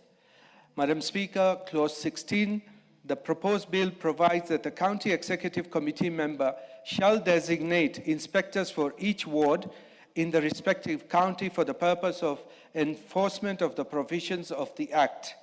The inspectors shall coordinate the implementation of the Act at the ward level by performing specific tasks which include inspecting removal permits, assisting in investigation and recovery of stolen livestock, and facilitating the application for and registration of brands. Madam Speaker, Part 5 of the proposed bill makes provisions on the offenses related to livestock and livestock produce theft. The offenses include branding of another person's livestock or altering, defacing, or obliterating livestock belonging to another so as to conceal or disguise the identification of such livestock is an offense whose penalty shall be a term of imprisonment not exceeding 1 year, or to a fine not exceeding 100,000, or to both. B, stealing or receiving stolen livestock or livestock produce is an offense whose penalty shall be a term of not less than 20 years. Further, a person who Clause 32 provides for the offenses under the Act which shall be tried by any subordinate court and which are set out in Article 169 of the Constitution. The bill further gives the courts unlimited jurisdiction to determine matters under the Act. Madam Speaker, the Clause 35 of the proposed bill gives powers to the Cabinet Secretary to make regulation on the registration and identification of livestock. B, removal or conveyance of livestock or produce, management of livestock centers. D, conduct of sensitization programs and the publication and dissemination of information. And E, charges and fees to be paid to the registrar under this Act. Madam Speaker, Clause 36 of the proposed bill seeks to amend the Penal Code, Cap 63 laws of Kenya by deleting Section 278 of the Act, which provides for stealing of livestock, stealing of stock. Further, clauses 37 and 38 seek to repeal the Branding of Stock Act, Cap 357 laws of Kenya, and the Stock and Produce Theft Act, Cap 355 of Kenya, laws of Kenya, respectively. Madam Speaker, the legislative proposal was referred to the committee, and the committee has given its go-ahead. It was after waiting for the Ministry of Livestock to present their bill, because initially, when I appeared on the 29th of April 2024 in front of the committee, the Ministry of Livestock opposed the bill, saying that they had a similar bill which they would be bringing to the chamber through the leader of majority. But Madam Speaker, the same has never been brought, and at the report of the committee in August 2025, they gave a go-ahead for this bill to be now moved, and that is what I'm doing. Madam Speaker, the import of this bill is that we cannot be moving livestock, because there is a lot of theft of livestock, especially in pastoralist areas, and recently in Meru County, where we have lost not just livestock, we have lost even life. And that has been a big burden on the people of Meru, Isiolo, and the other counties, because what happens is, Madam Speaker, there is no way of knowing whose livestock is where. So with this bill, we will have branding. While this bill was being moved in the Senate, one question which came up by one of the senators was, how would you brand a chicken if it was to be stolen? And that I found was not in the right context, because we are not talking about, okay, it is livestock, but branding a chicken would be very, very difficult.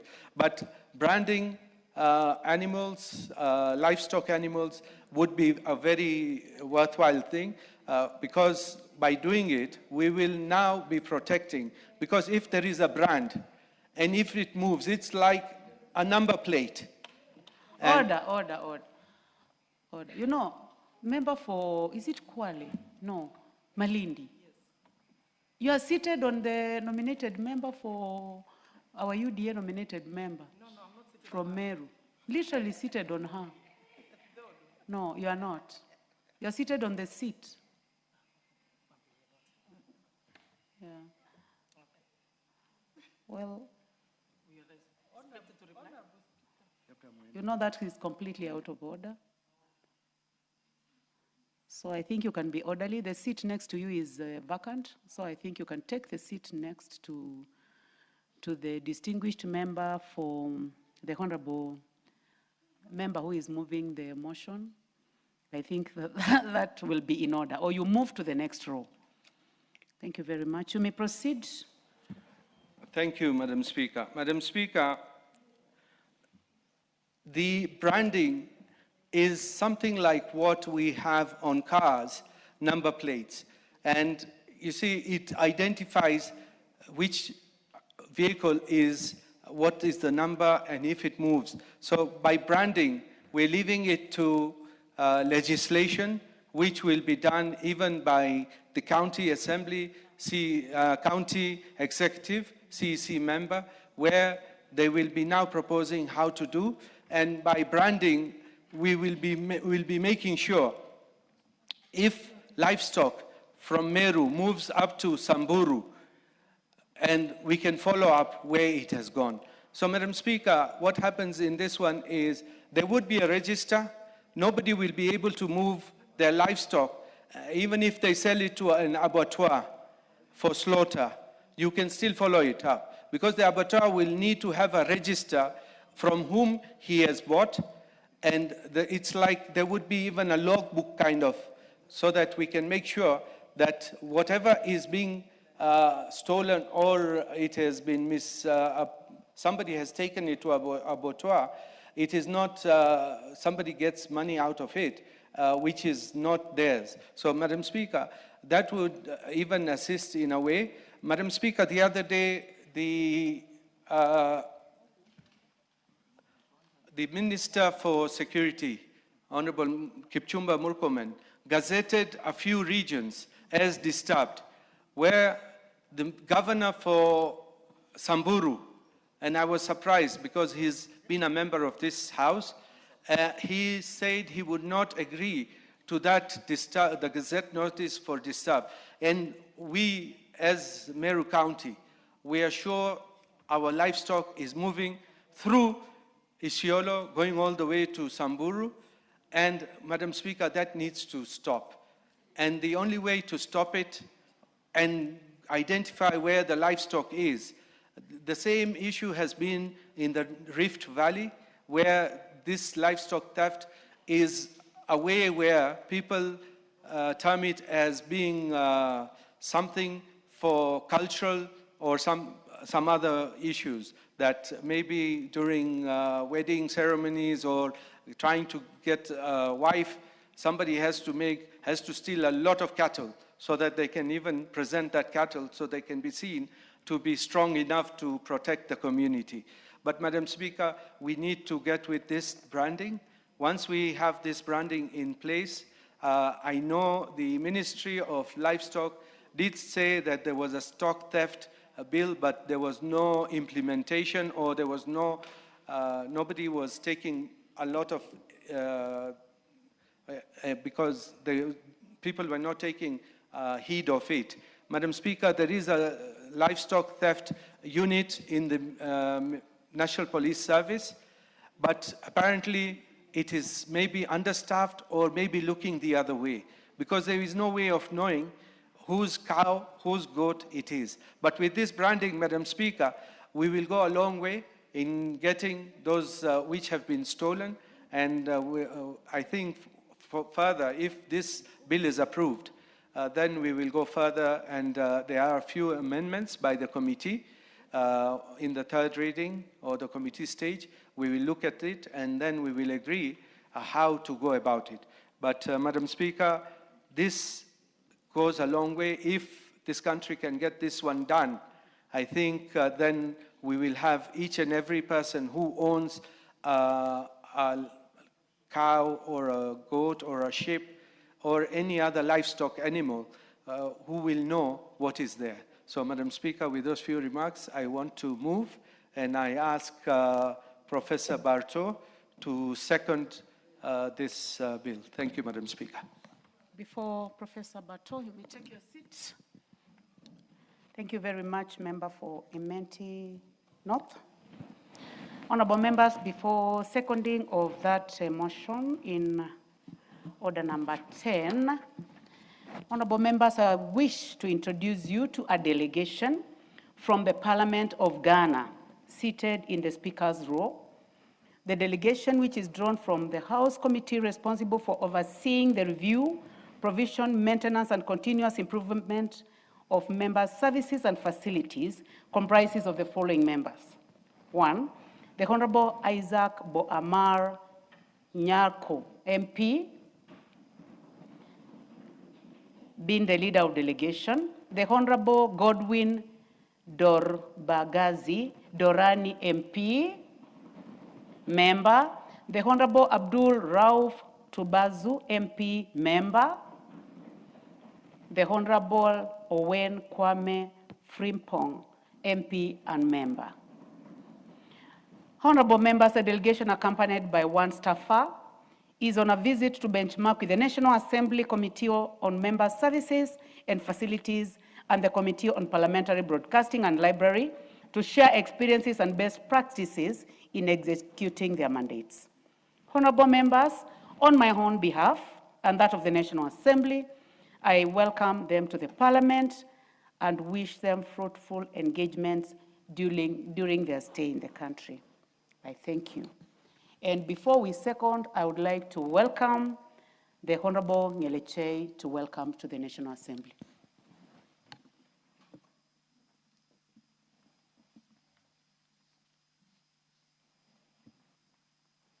Thank you so much, Madam Speaker. I also wish to join you in welcoming the members of Parliament from Ghana. That is our Honorable Frank, Godwin, Abdul, and Owen to the National Assembly of Kenya.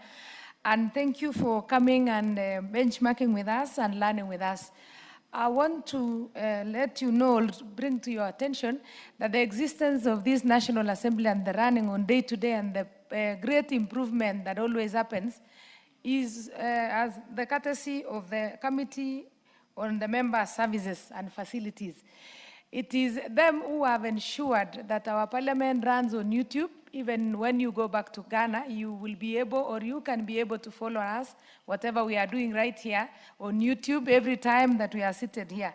This is the courtesy of members, the Member Services and Facilities Committee. There is also another very important thing is the welfare of members of Parliament. Like, for example, when we are having sessions here, like today we are having a session in the morning and another one in the afternoon, the Committee on members' services have ensured that members are provided with meals, they are provided with good lunch there, and at times you also find that there are some members who would want to do refreshment and have something before they go home, especially when there is traffic. We have the facilities right there. This is to the advantage of members to ensure that they deliver their mandate without disturbance of getting to go outside to look for meals and also to look for other services. We have the gym. We have the gym for the members who want to do exercises in the morning. They can come here as early as 4 a.m. and leave as late as midnight. Whereby at times if you have to go and travel back to your estate to look for a gym, at times you might not find enough time to take care of your health. So there is a lot of issues and a lot of things you can borrow from us. We welcome you once again and we want you to learn and do the maximum because it has really helped us to deliver our mandate to the people and the Republic of Kenya and also to improve on our welfare. Thank you, Madam Speaker. Thank you. Thank you very much, Member for Marakwet. Just to add that our services have really improved. I must say that our Speaker and the clerk have a very good taste. When you go to all places, including outside this house and all the shared areas, including our offices, they really look very good. And that is courtesy of our clerk and the Speaker who have done a wonderful job. Thank you very much. Honorable members, now we go to the seconder of the motion. Professor.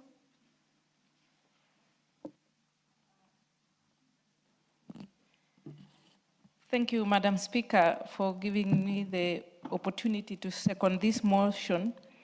This bill by Honorable Dawood, the Prevention of Livestock and Produce Theft Bill 2023. Madam Speaker, in as much as in the past we have had provisions for stock and produce, the Cap 35 laws of Kenya and provisions under the Penal Code Cap 63, it has not been of much help because, Madam Speaker, the theft of livestock and produce is still it's still happening in Kenya to an extent that even those communities who have livestock have devised measures of providing security for their stock. A case in point, Madam Speaker, is that I saw one item which was in YouTube where a farmer decided to paint his dog in the colors of a leopard to prevent thieves from breaking into his compound to steal his sheep, I think so. So this bill is very important in the sense that one of the provisions is branding. Once you have branded your animals or your livestock or your produce, it is a very good way of identifying, and even if it is stolen, it can easily be recovered. Another very important section of this bill, Madam Speaker, is a certificate. A certificate is equivalent to somebody having a title deed. And this one, it's not only a security certificate, but Madam Speaker, it can go all the way to ensure even a farmer secures loans in a bank. And I think that one is very important. More so, there is a provision for offenses relating to the livestock and produce theft. Say that if you are a farmer and you find yourself in a situation where your animals have been stolen, your produce has been stolen, you can always get provision in a court of law to make sure that you recover, and there are penalties for those people who participate in the theft. And again, this is going to avert such to avert stealing in a very big way, because people will be cautioned not to. I mean, people will take it as a precautionary way of not indulging in theft. So, Madam Speaker, I think I support this bill, and it is very well put. And identity is very important. Imagine a situation where you have branded your livestock, you have branded your produce, you have an identity, you have a mark, and that defines your wealth. And I think I support this bill, and Madam Speaker, I second.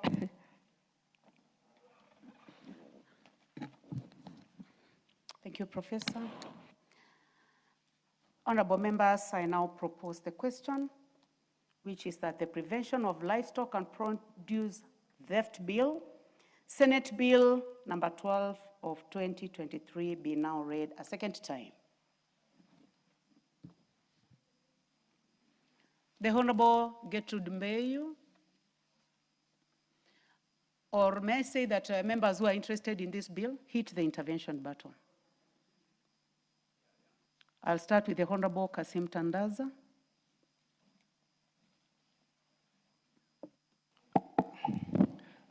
Thank you, Honorable Speaker. I normally do my contribution in Kiswahili, but because we have some guests from Ghana who might not understand what I'll be talking about, but suffice to say that we do our contribution in two languages, either in English or Kiswahili. I don't know whether in Ghana they do it in Ghananianish and another language, I'm not sure, but that's the way we do it. Honorable Speaker, two issues to the committee. Honorable Dawood, thank you for actually bringing up this bill. But I have two concerns. One, when it comes to movement of livestock, we've had a lot of problems with our colleagues. Where I come from, we are not livestock farmers, we are not pastoralists. But of late, we've had issues in Tana River, in Lamu, and also in Kwale, where people move their livestock all the way from Kajiado, from Garissa, and other areas to come and graze in areas where we are basically agriculturalists. So we find a lot of conflicts now between us who are agriculturalists and those who are farming, who are livestock farmers.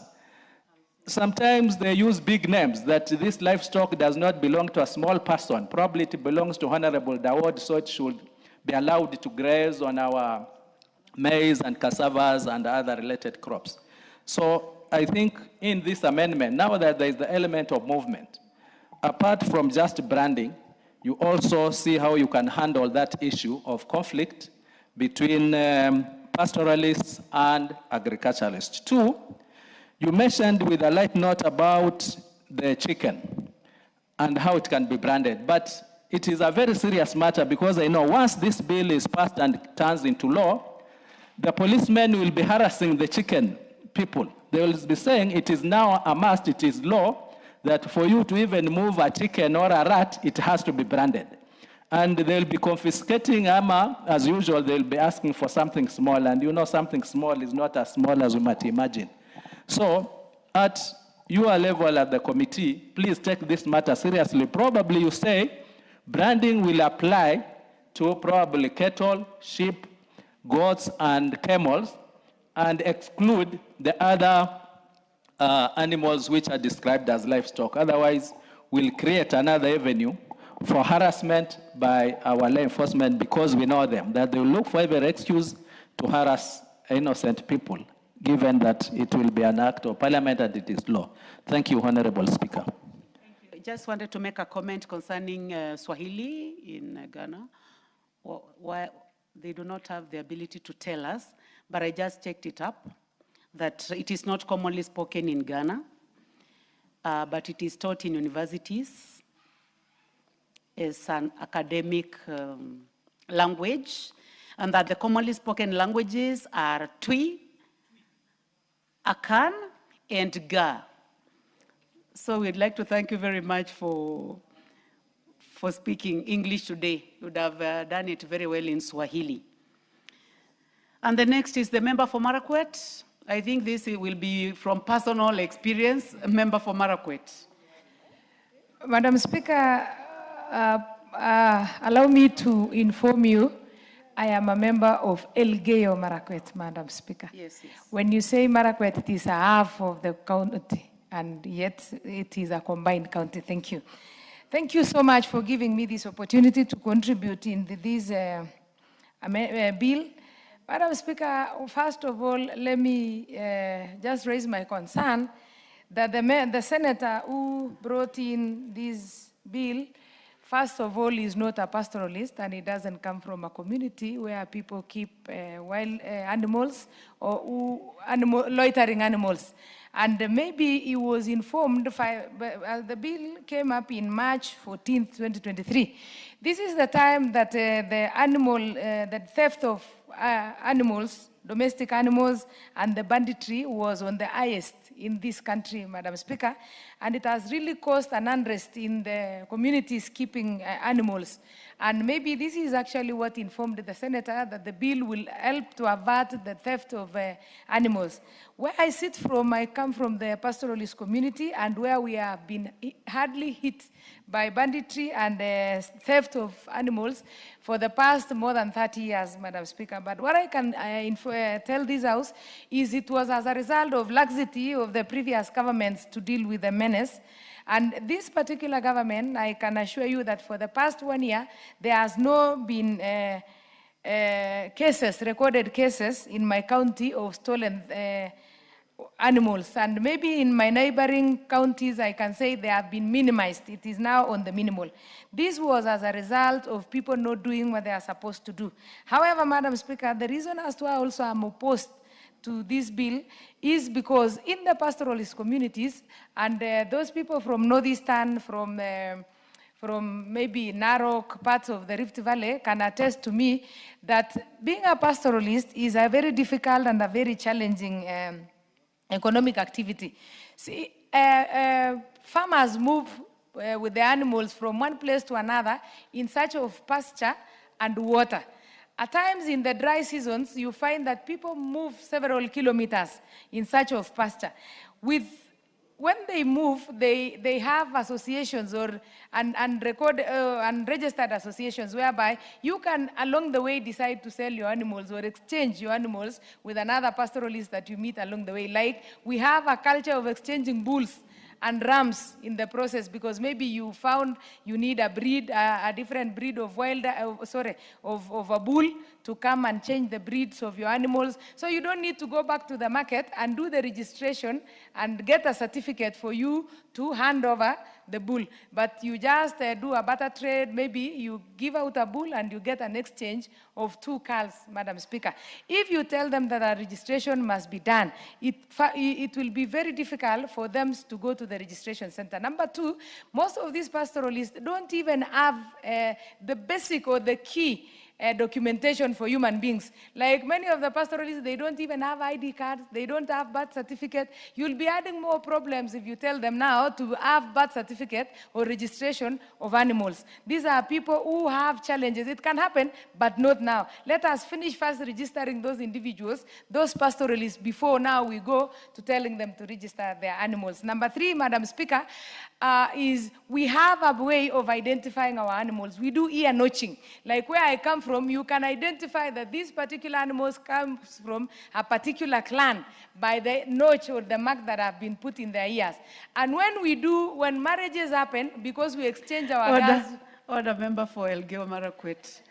There is a point of order by the Honorable Rahim Dawood, the mover of this bill. Madam Speaker, I didn't want to interrupt. I hope you are not agitated. No, I didn't want to interrupt Honorable Caroline. Order. Are you agitated that the human beings, they have not finished registration of human beings, and you are telling the member for Elgeyo Marakwet that they should now go to register animals? Madam Speaker, I am not agitated. What is out of order? She said loitering animals. So I was wondering which are these loitering animals she's talking about. And then she's talking about branding, whereas she has mentioned that they're notching the ears. So what is that? Is that not a brand? And the loitering animals, I fail to understand which are the loitering animals. Well, she has the freedom to debate this whichever way she wants. I would not like her to be an answer, question and answer to her. But if you would like to to comment on that, you are free to do so. A very good example of loitering animals are chicken, whereby in my village, during the day you have several or many chicken because maybe you have plenty of food, or there was a shere in your homestead. In the evening, those chicken go back to their homesteads. So they are loitering animals, those ones. Number 2, the ear notching, I was actually trying to explain that we already have a mark of identifying our animals without having certificates for them or having them being registered. And just to continue with what I was saying, Madam Speaker, we have the administration very present to deep down our villages, to our chiefs, assistant chiefs, and even the village elders. What we can do is we can have them register the individuals or the families existing and the number of animals that each and every family have. Whenever we have a dispute or whenever animals are stolen, the chief can authoritatively say that so-and-so, like Honorable Caro, is a farmer and she keeps 500 chicken and 10 cows. Another issue of branding, Madam Speaker, or having our animals being branded is when we are wedding or when we are having marriages. We are a community whereby we exchange our spouses with cows. Where I come from is when you give out your daughter to someone, the only valid exchange that is honorably accepted is heads of cattle. And in that case, so you will have also give the person a large task to now go and deregister the animals and register on the other person's account. Nonetheless, Madam Speaker, is also we still have more challenges. If we add functioning extension officers in the counties to keep the record of the animals in every county or in every ward, so that whenever there is a theft, there is an accountability. But there are no extension officers in most of the counties, that even our animals still die. You understand that you remember the other day our president was called, somebody said our president has turned to be an announcer of FIFO ya wanyama. Is because the president said that somebody had lost his animals on, what do you call this disease? It's called, caused by ticks. It's not foot and mouth, a disease caused by tick bites. It's because we still have challenges of our animals dying from tick bites, others are dying from lack of pasture, and you find you might wake up in the morning and the farmer has lost maybe 100 heads of cattle because there is no pasture. So you can imagine now putting that farmer into another challenge of going and deregister those animals from his name, or having to register just a farmer who has decided that he wants to sell 1,000 heads of cattle, like the farmers in the northeastern. Somebody wants to change the animals that he has, and he has decided to sell 50 heads of cattle, and you now tell this farmer to go to the nearby administrative, maybe to the nearby county headquarters, to register that he has now acquired 1,000 heads of sheep and has sold 100 heads of ngamias. Madam Speaker, I think we are just giving ourselves unnecessary responsibilities when we still have key challenges. If the units that we have, the administrative units, the chiefs, the assistant chiefs are there, and they can do an account of the villages and what the wealth in their villages, there will be no need of the registration. And last, Madam Speaker, with the laws and regulations, they already exist. Like in this country, you are not allowed to transport animals before 6 a.m. and past 6 in the evening. So I think even the recommended penalties here, they are already there, but they have not been enforced. So if the law enforcement officers can just ensure that people don't move their animals without a license, because even right now, if I want to move a dairy cow from Kiambu, maybe to Elgeyo Marakwet, I have to get a permit from the area chief to ensure that I don't steal from people. And also we have a unit in the GSU that is called ASTU, in charge of the issues that we are discussing here. They are the ones who always deal with pastoralist communities. Whenever there is theft of the animals, they ensure that they are returned back to their rightful owners, and they prevent the petty thieves who keep stealing animals from one another. So I think it is just an issue of law enforcement, and every unit in this country doing their part. We will not need to burden our farmers with extra issues when the basic ones have not even been formalized, Madam Speaker. So I want to oppose this bill, and this bill will bring more problems to our people than what they have right now. What we only need is security. I want to give her an extra 2 minutes because of your area. 2 minutes, please. Thank you, Madam Speaker. What I was just saying is we will be adding our people more problems, and we all understand the challenges that we have in this country. If the law enforcement officers, that is the police, the GSU, the ASTU, can do their part by ensuring, because the theft of animals is just like any other, isn't like any other thief. A person who comes to your homestead and steals your animals is as good as a person who steals a motor vehicle from someone. So if we can enforce the law and ensure the administrators who are there, the chiefs, the assistant chiefs, the village elders are there. Madam Speaker, protect me from honorable... What is out of order? What is out of order, member? Madam Speaker, I come from a bandit. Yeah, I come from a bandit prone area. But what exactly to trivialize what is out of order? Bandit theft as like normal theft. That is, Madam, it is really belittling the problem that we are facing in the places where I know that you just walked in. Yes. I can see that you have interest in making contribution to this bill. I thought you just wait, but I wanted to know what exactly is out of order, Mheshimiwa Foburi. Madam Speaker, she is trivializing that cattle rustling or theft is just a petty theft like any other. That is wrong. No, actually, Member Foburi, before you came, the member for Elgeyo Marakwet explained that this is a very serious menace. She has been speaking for the last 10 minutes. In fact, I've just given her 2 minutes to conclude.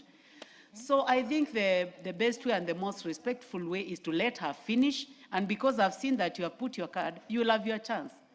Otherwise, there is nothing out of order. Please conclude. You have 1 minute.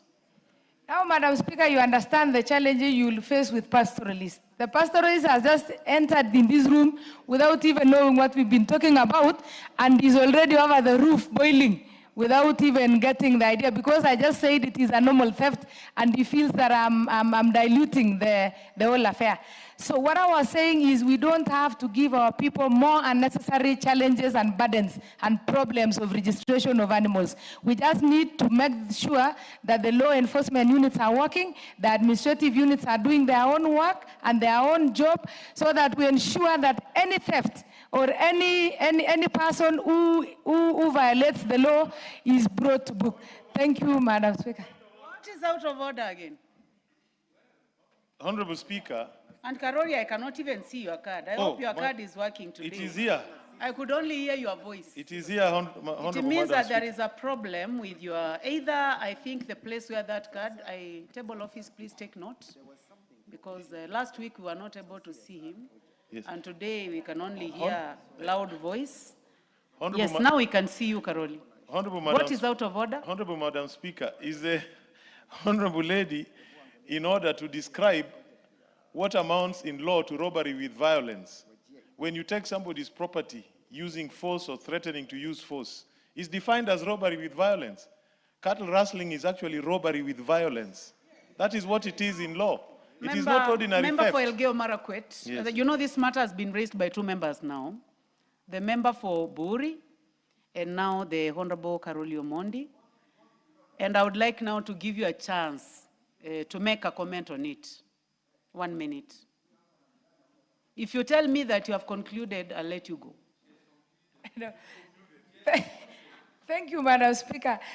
Madam Speaker, I didn't dispute or I didn't talk about robbery with violence.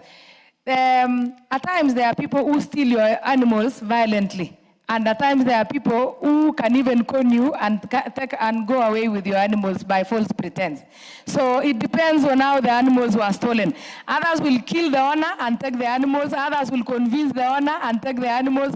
Others will even promise that they are going to bring you money. You understand how pastoralists work. They'll tell you, please let me have your bull, then tomorrow I'll bring the money and never So come are with you the money. trying to say that the mode of capturing the animal is what matters, Madam Speaker? Thank you. There are many ways of dealing with it, but I believe that you should not trivialize this matter. And now your time is up. Now, honorable members, I'd said those who have interest in this to hit the intervention button so that we know. I can see the Honorable Dorothy Kiara, nominated member, UDA. Please proceed.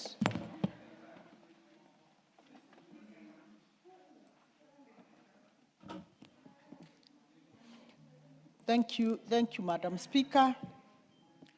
Madam Speaker, first I want to add my voice to this very important bill and thank Honorable Rahim, who is the co-sponsor of this bill, Prevention of Livestock and Produce Theft Bill 12 of 2023. Honorable Speaker, this bill is very specific on what it wants to achieve. But Honorable Speaker, before I go to that, I want to say I come from an area, Honorable Speaker, where cattle rustling has caused untold suffering and agony to our communities.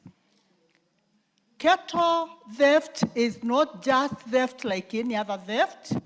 This is something that is well planned, well executed, Honorable Speaker, where we lose human beings as well as our animals. Honorable Speaker, therefore, I want to thank Honorable Rahim because this is speaking directly to our people who are in the northern grazing zone, people from Bori constituency, people from Tigania constituency, Egembe North, Egembe Central, and Tigania West, where cattle rustling is very rampant. Honorable Speaker, I want to say this bill is trying to look for a mechanism for preventing, combating, and if possible, eradicating livestock theft in the country. And it is going deeper into providing a well-structured framework whereby this particular menace can be addressed and heard once and for all. Honorable Speaker, I want to say the lives of the livestock farmers and their economic activities on a daily basis all their lives, it is none other than keeping those animals. And Honorable Speaker, when a bill is trying to address the issues that affect them on a daily basis, this is something that we should all embrace, put aside all other issues that we think will interfere with this bill, and see how we can improve on this bill and make it, streamline it, so that our people can be able to go on with their economic activities without interference. One of the things that this bill has addressed itself to, it is how we can be able to know the number of animals that each farmer has.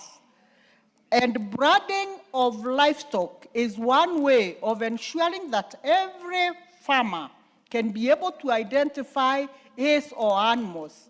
Honorable Speaker, I'm saying this because, like in my community, when our livestock is taken and finds its way to the Samburu area, past Isiolo, and then the security agencies are able to trace these animals and bring them back to our communities.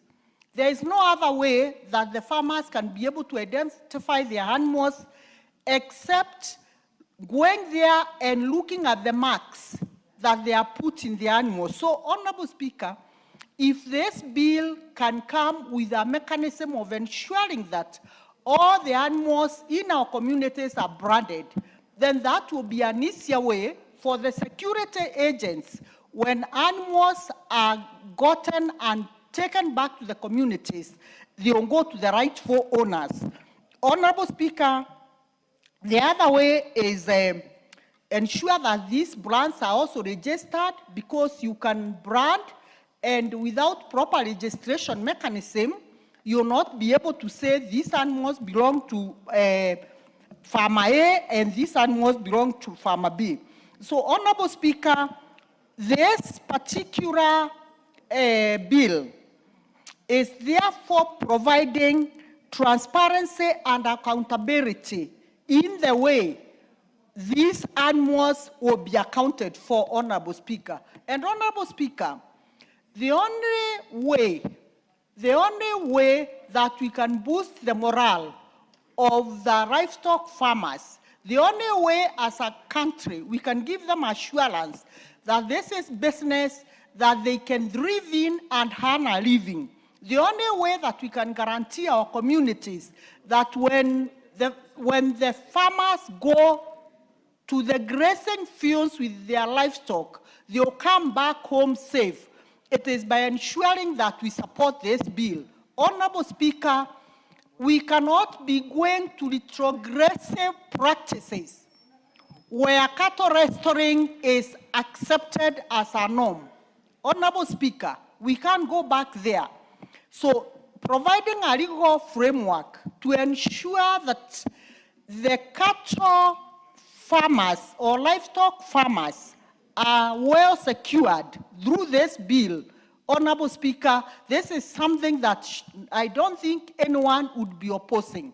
Honorable Speaker, we know too well that the culture practices of some communities is the light way, the way a member has put it, exchanging of animals. Somebody calls you and they say they are exchanging animals. To us as a community, the Meru community, there is nothing like exchanging animals. The only thing that we know is our cattle are stolen by thieves, livestock thieves. And the only way we can deal with them, it is becoming even more punitive and providing even a more punitive way of dealing with them, Honorable Madam Speaker, so that this practice of cattle theft can end once and for all. Honorable Speaker, we want to thank His Excellency the President, because for the last 1 year or so, we have been crying. The Meru community is crying. It is barely a month ago when they were burying those who are killed by cattle rustlers. And Honorable Speaker, when we speak about streamlining this area so that our people can benefit, Honorable Speaker, I think this is the only thing that the government should do so that they can encourage livestock farming in our areas. Honorable Speaker, I dare say, Honorable Speaker, that we are not all blessed in the same manner. There are areas where they don't keep animals, and there are areas where they are predominantly agriculturists, communities. And Honorable Speaker, even them, there are ways that they secure what they keep, Honorable Speaker. And so I don't see anything wrong with this bill, Honorable Speaker. We should all speak to this bill, ensure that this bill becomes the game changer in the communities that are affected by cattle rustling. And above everything else, Honorable Speaker, as we go further into looking at this bill, we also be able to look at ways and mechanisms of compensation. So that, Honorable Speaker, what we do in the event that after the bill, after branding, after everything else, our cattle are stolen, we should also be able to come with ways and mechanisms of ensuring that animals that have been stolen over the years, those farmers are compensated, Honorable Speaker, because it is their way of life, it is the way they have their living, and Honorable Speaker, it is the duty of the government to ensure that we secure their place in the community by supporting the economic activities that they undertake on a daily basis. Honorable Speaker, I strongly support this bill, and I want once again to thank you, Honorable Mheshimiwa Rahim Daudi, for coming up with this bill. And I want to urge this House, as many members as possible, let us stand and support this important bill. Thank you, Madam Speaker. Thank you, Honorable Ikiara. The Honorable Agnes Pereio, member for Narok North. Thank you, Madam Speaker, for giving me this opportunity to add my voice to the prevention and livestock and try to adjust that microphone, or maybe, yeah. Thank you, Madam Speaker, for giving me this opportunity to add my voice to the prevention of livestock and produce theft bill. Before I speak, I just want to thank the Honorable Rahim for bringing this issue, because livestock to us personally is like part of our life. And when you talk about theft, this really touches us, because the livestock is our richest, we depend on livestock, and it's our livelihood. But when it comes to registration, I doubt that one, if we can really succeed in registration. Because our people, animals, when you keep your animals, today you have 100 cows. Tomorrow, if anything, an outbreak can come. Tomorrow you have 50. then it means you will keep registering your animals. So with that bit of it, I doubt whether it's a good one. But when it goes to theft, this is something that we must all look at. Because you have people who now live in stealing and killing people so that they can also benefit. Like today, yesterday, we had one of the farmers who was approached in his house and he was almost killed. He was rescued by the neighbors because these people wanted to steal his animals. But at the moment as we speak, he's in Kijabe Hospital and it's like the cows are not all there. So for this one, I think I support the prevention of theft because this is a livelihood. People depend on it and they have no other way of bringing up their families. So there is need for us to have a law that can prevent theft in the communities that depend on livestock. So for me, I support this bill, but with not very strong on that part of registration. I think we need to look at that part of registering the animals because it's like they are not permanent. So it's not anything that you can say today they are 100, tomorrow they are 100. It's like they keep moving depending on the outbreak that comes. So for that reason, I support the bill. Thank you. Thank you. The Honorable Rindikiri Mugambi, member for Buri. Thank you, Madam Speaker. I came in because I didn't want him to say something and contribute to this good bill. Madam Speaker, from the onset, I come from the neighborhood of Laikipia, Isiolo, and by extension of Isiolo, Samburu, specifically Samburu East. Madam Speaker, every year and every season, particularly after initiation of certain communities, our neighbors, we had a terrible cattle rustling that comes with the loss of livestock and death and injuries. Madam Speaker, the northern grazing area of Meru covers Bore, Tigania East, Tigania West, Igembe Central, and Igembe North. So really, the pain you saw me lies, Madam Speaker, is because almost every village of our constituency has a cemetery, as a gravesite for people who have suffered as a result of cattle theft. And it's not only the cattle theft, it also involves goat and sheep.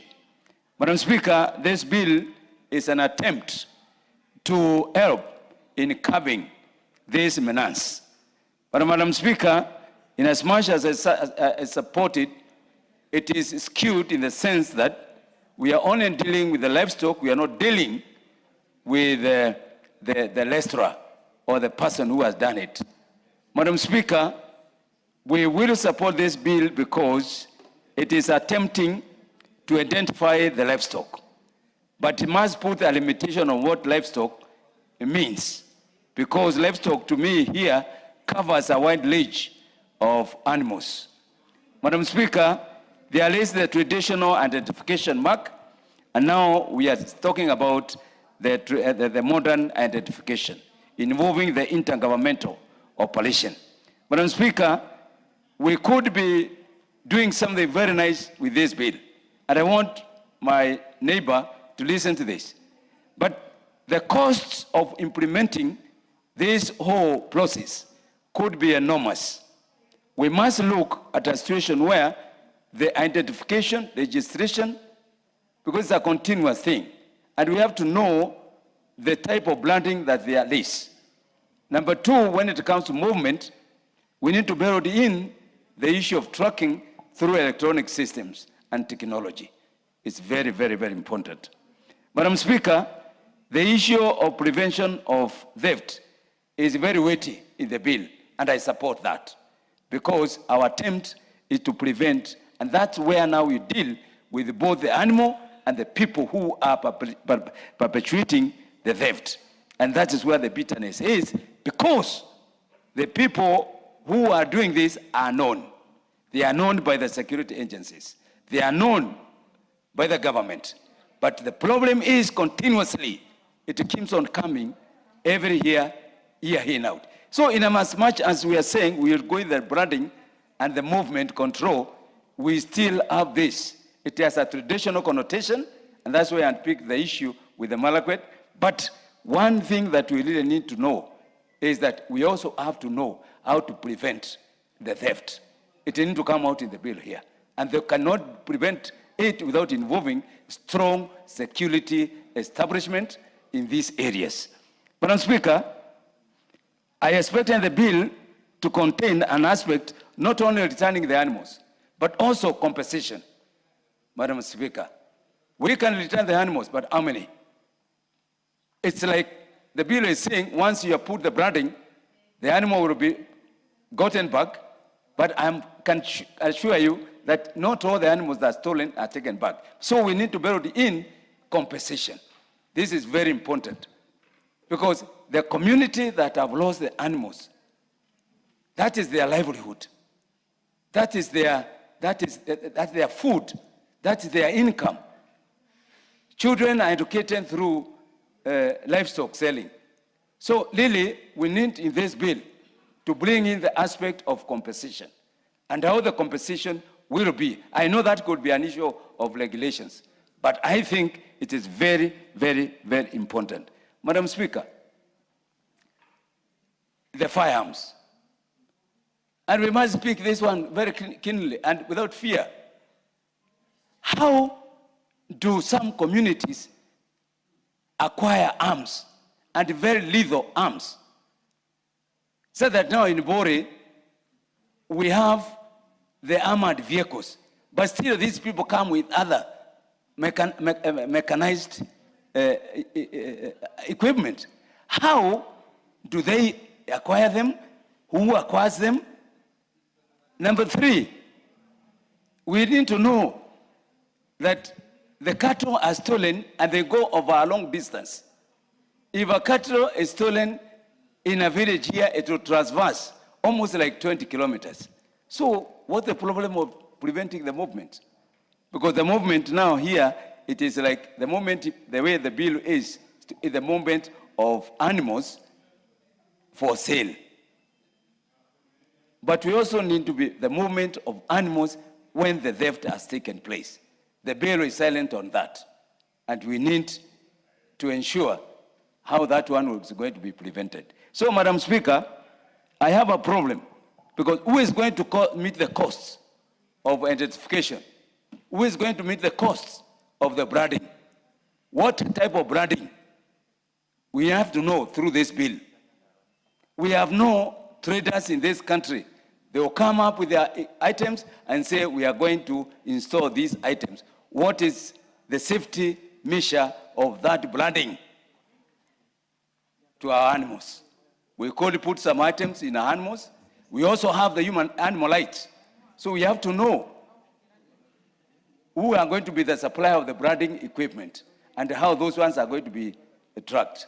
So, Madam Speaker, I support, but with those observations, and I'm sure I will sit with Lahim so that we can also put some meat in what is missing. Lastly, Madam Speaker, there is the time limits. There is the time limits. What are the deadlines? The bill is silent on the time limits. I don't know how you're going to build it on that. Madam Speaker, with those few remarks, I support, but with those amendments. I thank you. Honorable Hassan Yusuf, member for Kamukunji.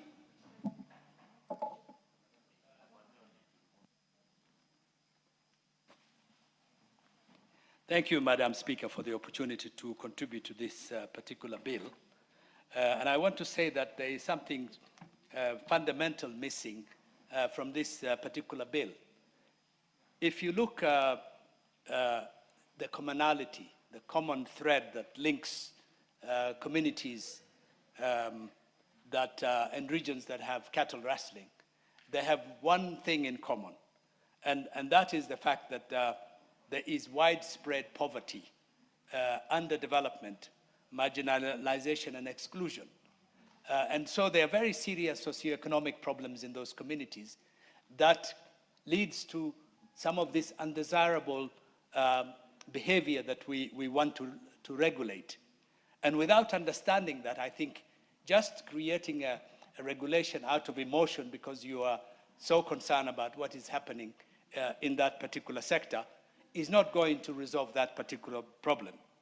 This bill does not address any of those issues. This bill is trying to be punitive, to say that because we are not able to deal with this particular issue, and the state machineries in those regions have failed to govern and provide governance. There's widespread corruption and mismanagement in those regions that has created a gap between the community and the government of the day. So what I want to say is that there are many bills that are dealing with criminal prevention. Instead of creating a new bill, this House should be asking itself, why are these other bills not working? What is the reason? Because there are 101 bills that could deal with cattle wrestling, and there is no need, in my poor judgment in this particular case, because I see there's some emotional representation here, there is no need for another bill. I would also think that because these communities are extremely poor and struggling for their survival every day, they're hit by droughts, their cattle die. Instead of imposing more restriction on them, like paying more money to branding, cattle die, cattle are sold every day, it just doesn't seem rational to me that you wouldn't want to impose a legislation that will demand a poor man who is struggling for, or poor woman who is struggling for her survival in rural pastoral societies of Kenya to pay more money, to spend more money on paperwork and legislation. And as you know, many of these legislations we pass here create jobs and opportunities for corrupt elements, which puts a lot of burden on our people. So I would like to say that we should not overburden our communities by over-legislation, and we should consider this bill unnecessary in the sense that it is not going to bring any good to our communities. So, Madam Speaker, I would like to say that this is an ill-advised bill, and it should be rejected by this House. Thank you. The Honorable Esther Passaris, member for Nairobi County.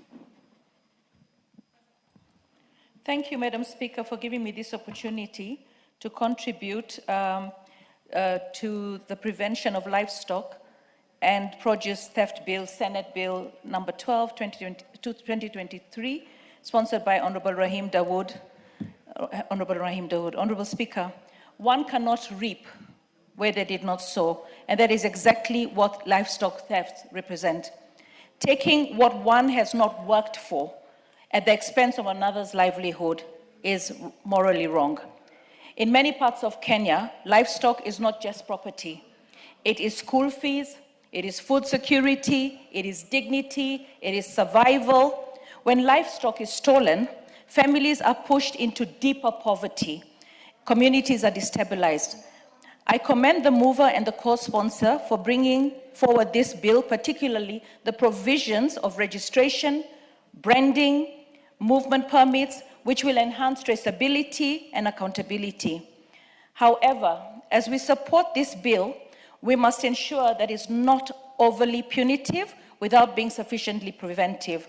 Honorable Speaker, prevention requires adequate budgetary allocations. Without resources, even the best laws remain on paper. We must invest in modern livestock identification and tracking technologies, strengthen local enforcement systems, community-based surveillance mechanisms. We should also draw the best practices globally, where coordinated systems and technology have reduced livestock theft. Importantly, Honorable Speaker, we must look at localized solution and hotspot areas. The establishment of feedlots and water points in regions prone to livestock theft will reduce unnecessary movement of animals, which is when they are most vulnerable. Further, Honorable Speaker, we must strengthen intelligence-led prevention. Communities often know when theft is being planned and who is involved after the fact. I propose that we introduce a structured reward system for credible information on planned or past livestock thefts. When communities are empowered and incentivized to speak, we can disrupt criminal networks before theft occurs and hold perpetrators accountable. At the same time, we must ensure witness protection and confidentiality so that those who come forward are not exposed to retaliation. We must also address the root causes of poverty, youth unemployment, organized criminal networks. If we fail to do so, we risk punishing the symptoms while leaving the cause intact. Honorable Speaker, we must guard against duplication of laws and ensure harmonization of existing frameworks to avoid confusion and weaken enforcement. Finally, implementation must be practical. Many small-scale farmers and pastoralists operate informally. Compliance mechanisms must be accessible, affordable, and supportive, not punitive to those we seek to protect. Honorable Speaker, this is a good bill. Let us strengthen it to ensure it is preventive, practical, properly resourced, and truly effective in protecting livestock. With those remarks, I support the bill. Members, just to note that, as you may be aware, this bill is from the Senate. It's a co-sponsored bill. When you listen to many people who are contributing, it tends to move towards becoming a money bill. So for the Honorable Dawood to note, the Honorable Timothy Toroitich, member for Marakwet West.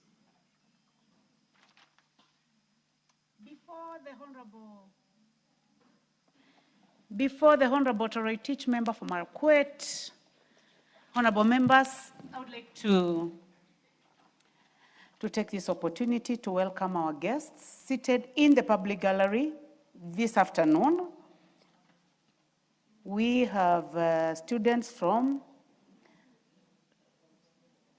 MCK St. John's sponsored learners group from Buri constituency in Meru County. You are welcome to the National Assembly to continue observing proceedings of the House. The member for Buri, would you like to welcome? Although I was not able to see them, I hope they are seated there. Member for Buri, would you like to welcome students from your constituency for 2 minutes?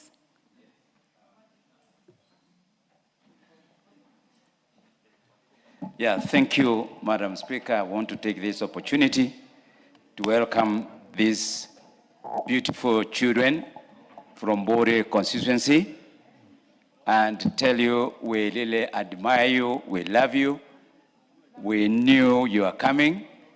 This is the House of Parliament where we make laws that govern this nation. This is your member of Parliament where he sits, and I want to tell you, one of you in future could be the future leader and member of Parliament to come here. We want you to learn how this house conducts its businesses. We are aware that you are striving to make your life. Please know, doctors will come from that class, doctors will come from that school, doctors will come from all the schools that are in Bori. So please feel welcome. Feel welcome. I will see you by the tent. Madam Speaker, these are very nice students. They are very good people. We love you. Please, you're most welcome. Asanteni sana. Give a remark, good luck behind the tent. You may proceed, member of the Honorable Toroitich. Members of this house know what it means. Good luck behind the tent with your students. Thank you, Honorable Speaker. Honorable Speaker, I rise to comment on this very, very important bill.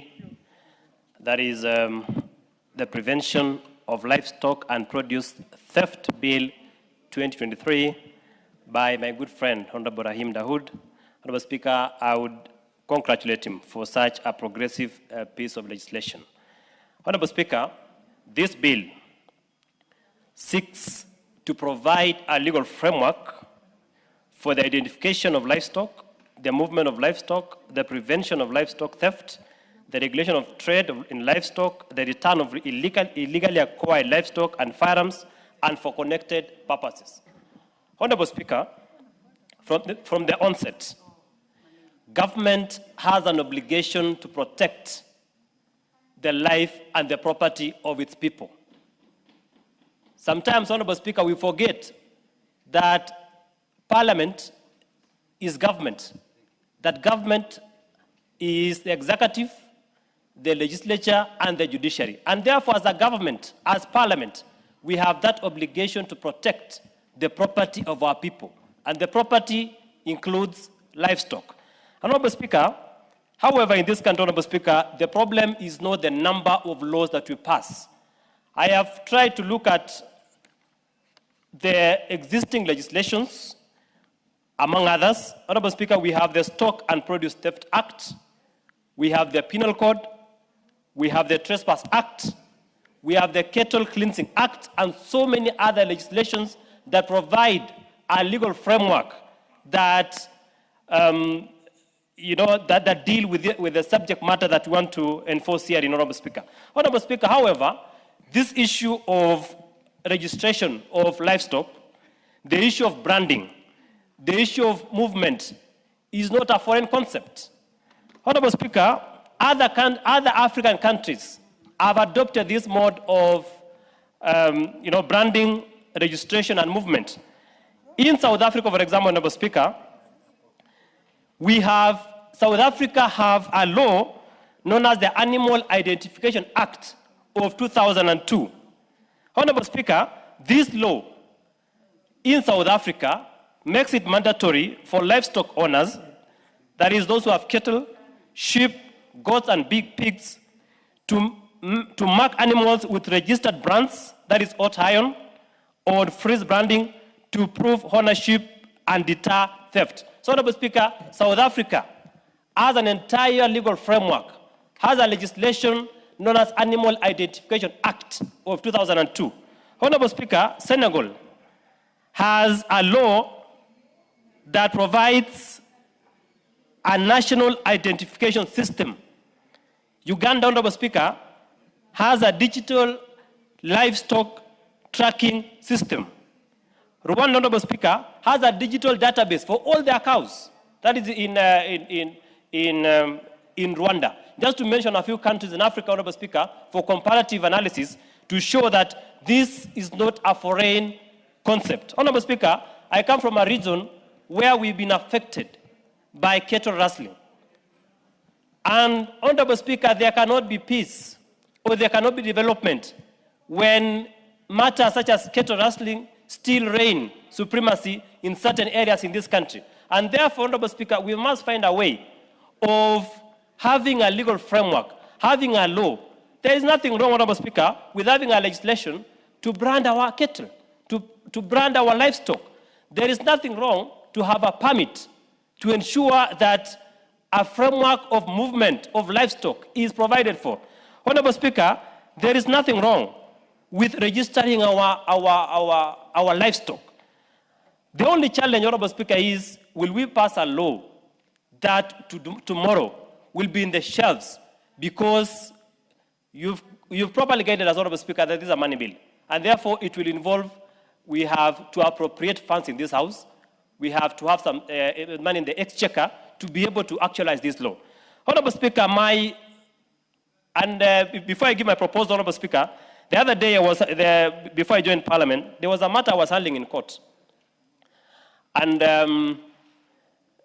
it was about the issue of theft involving banditry. Honorable Speaker, so what happened is the prosecutor brought some cow skin in court.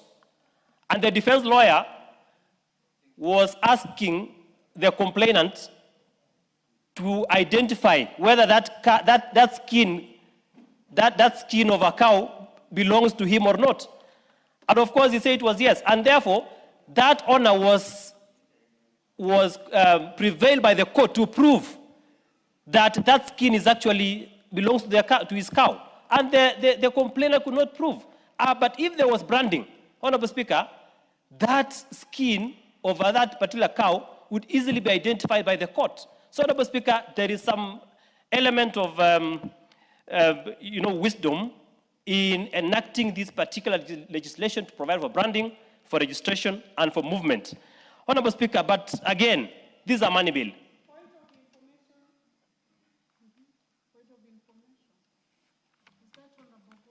Honorable Speaker, I would not mind being That is Professor informed by the very learned Would professor. you like to be informed? Yes, Honorable Speaker, by the professor.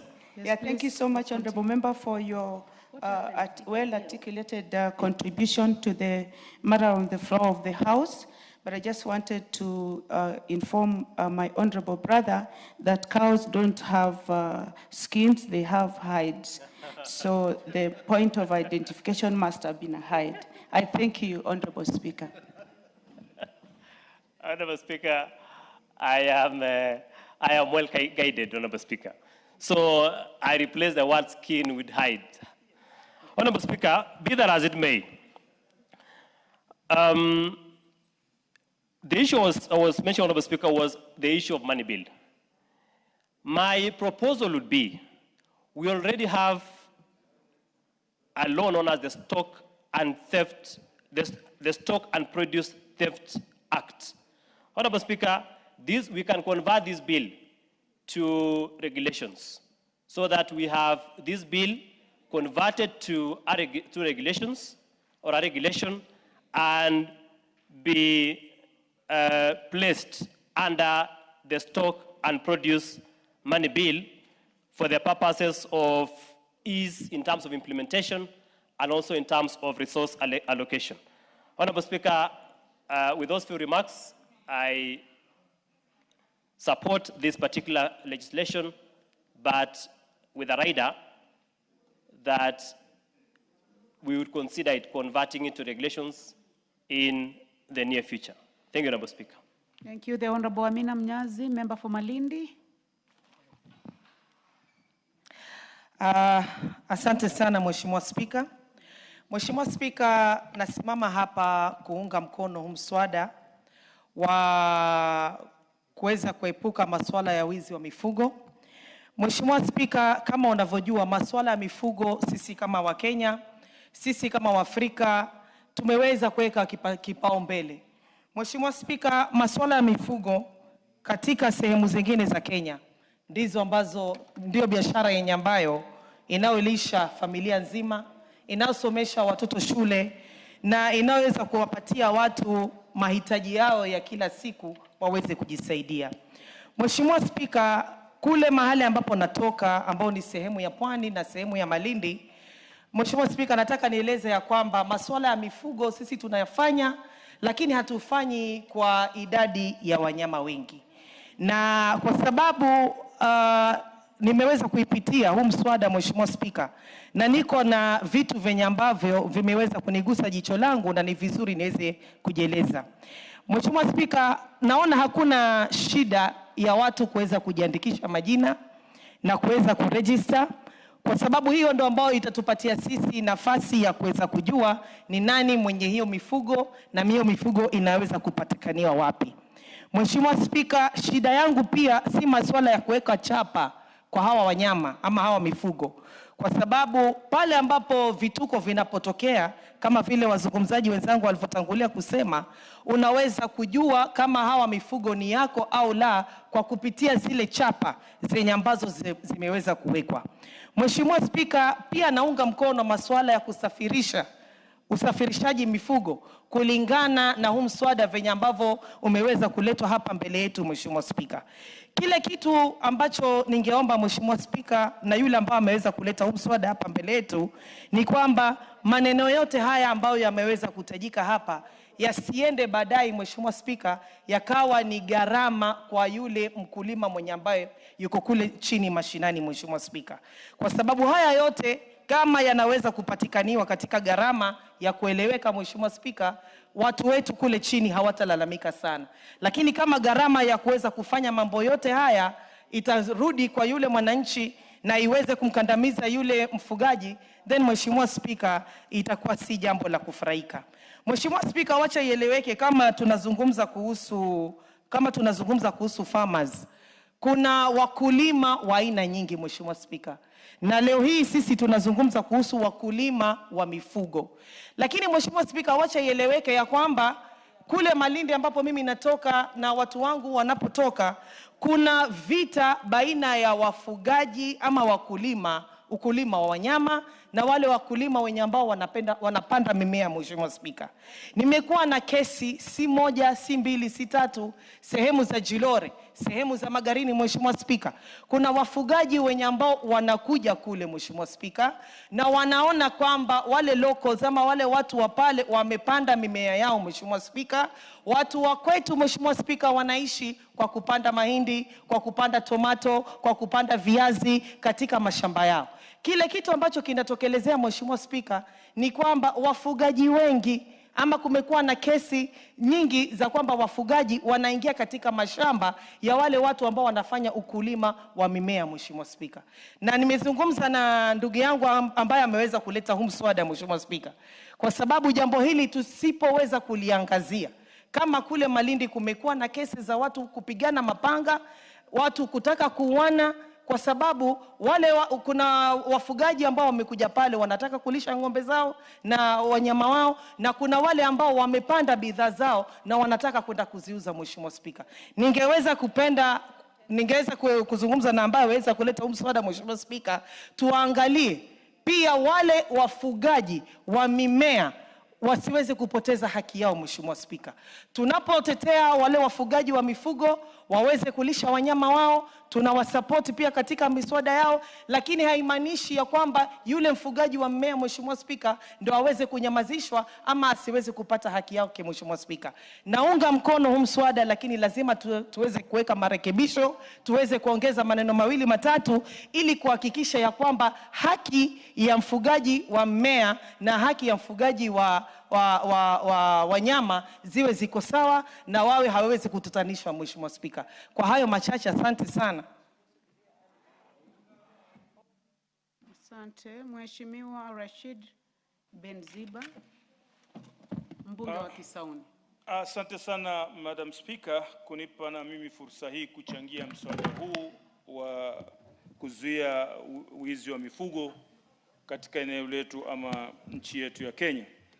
Kwa kweli mimi nimesimama kuzungumzia mswada huu kwa kutilia nguvu, kwa sababu mimi nimefanya kazi ya askari wa GSU kwa miaka kama 9, na nilichukua na bahati ya kwenda kulinda sehemu ambao kulikuwa na wizi wa mifugo kama vile Chepchoina, Japata, Kakuma na sehemu zingine hizo.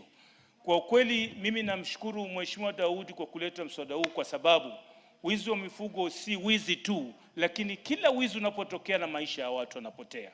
Na askari wengi sana wa GSU wamepoteza maisha yao kwa sababu ya wizi wa mifugo. Kwa hivyo kufuata, kuzuia, kwa sababu wale watu wameishi na mifugo, wanajua, wana mbinu, wana hikma za kuingia ndani ya mifugo bila wewe kujua kwamba yuko pale ndani. Wakati mazingira ndio wanatokeza na wako na silaha za moto ambazo zinaleta maafa ya mauaji na mengineo na majeruhi. Kwa hivyo Mheshimiwa Spika, ni kwamba ni vyema sana amekuja na mfumo wa kwamba kuwe na chapa. Ni vizuri kukiwa na chapa, kwa sababu anapomchukua yule mfugo kukimbia naye, saa nyingine namtatiza kwenda, la kwanza ni kutoa ile chapa, la pili ni kwamba inakuwa ni vigumu, kwa sababu hata ile chapa itakavyopigwa itakuwa imeshikana na nyama. Kwa hivyo ni ngumu kwamba yeye kusafisha, lazima atakuwa na wasiwasi wa kujua kwamba si rahisi tu kuiba mnyama mfugo, kwa sababu kuna kitu ambacho kinadhihirisha kwamba hii mnyama ama huyu mfugo si wake. Kwa hivyo ni vyema sana, nakubaliana kwamba kuwe na chapa, lakini chapa hiyo isiyo ya gharama, kwa sababu wengi wa mifugo wanaofuga, wafugaji wengine hawana uwezo, wengine hata ni wazee sana ambao hata vitambulisho hawana. Iwe ni kitu ambacho jeshi la utawala kama sub-chief awe atachukua jukumu la kwamba wale wanyama ama mifugo ya mzee fulani yanapigwa chapa bure na malipo yao yanatoka katika county government. Na pia si vibaya kujua kwamba wale mifugo mtu fulani aliyoko nao ni mingapi, na kama amezaa yule mfugo anapeleka ripoti ya kuonyesha kwamba huyu sasa alikuwa na 100, sasa ako na 101, alikuwa na 20, ili kusudi kwa bahati mbaya ama nzuri ikija mifugo zaidi ya 100, then hapo ana sababu ya kueleza yale mengine yametoka wapi. Kwa hivyo ni vizuri sana kuzuia, kwa sababu sehemu zile ziko na wizi wa mifugo zinarudi nyuma, haziendelei, na watu wengi hawakai huko kwa sababu wana wasiwasi kwamba wakati wowote wanyama wao ama mifugo yao itakuja chukuliwa. Kwa hivyo ikiwa tutasaidia hiyo, itasaidia pia maafisa wa usalama kwamba wanajua sasa kuna oda ama kuna taratibu ambazo si rahisi mtu kuweza kuchukua hiyo mifugo ya mwenyewe. Kwa kweli, Mheshimiwa Speaker, kama kule kwetu wengi mifugo wanaingia katika mashamba ya watu. Hakuna wizi sana wa mifugo, lakini wanaingia katika mashamba ya watu, wanakula mimea, wanakula mahindi, na mara mingi wale wachungaji huwa wamechukua mifugo ya watu kama 10 ameweka pamoja na chunga. Lakini ni vizuri zikiwa na chapa, tutajua mwenye mfugo huyu ni nani, na ni rahisi aidha bwana chifu ama koti kuweza kumhukumu kwa sababu anaonekana kwamba mfugo wake amehusika katika mambo haya. Kwa ukweli, Madam Speaker, hili jambo limekuwa donda sugu katika taifa. Mpaka sasa tumechukua hata majeshi ya taifa la Kenya sasa wanaenda kupigana na wezi wa mifugo.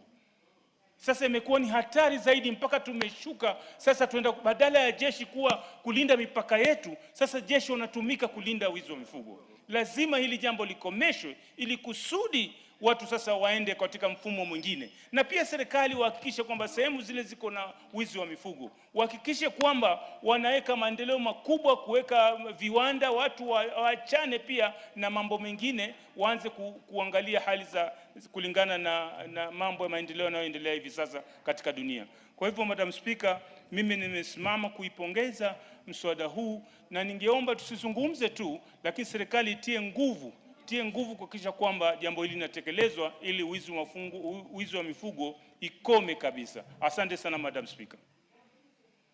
Bunge wa Baringo.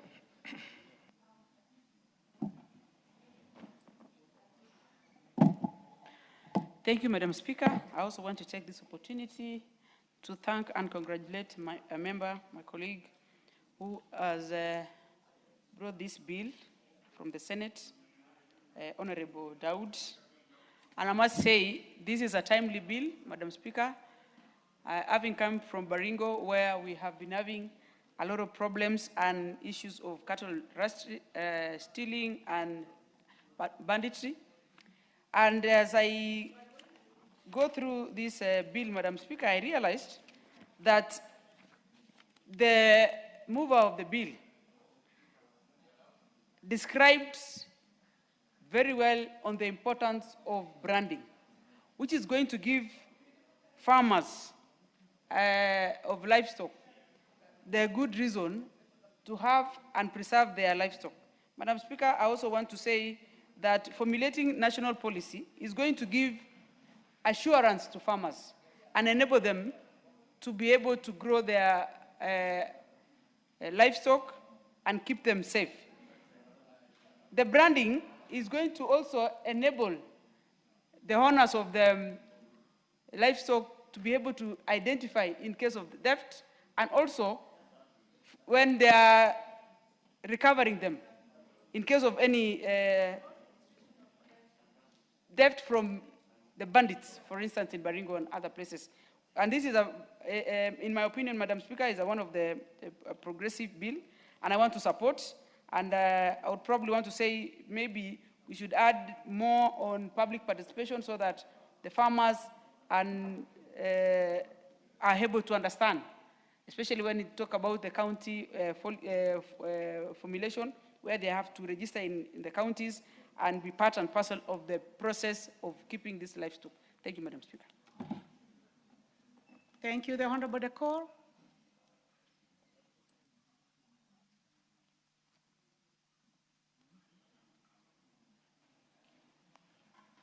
Thank you, Madam Speaker, for the opportunity.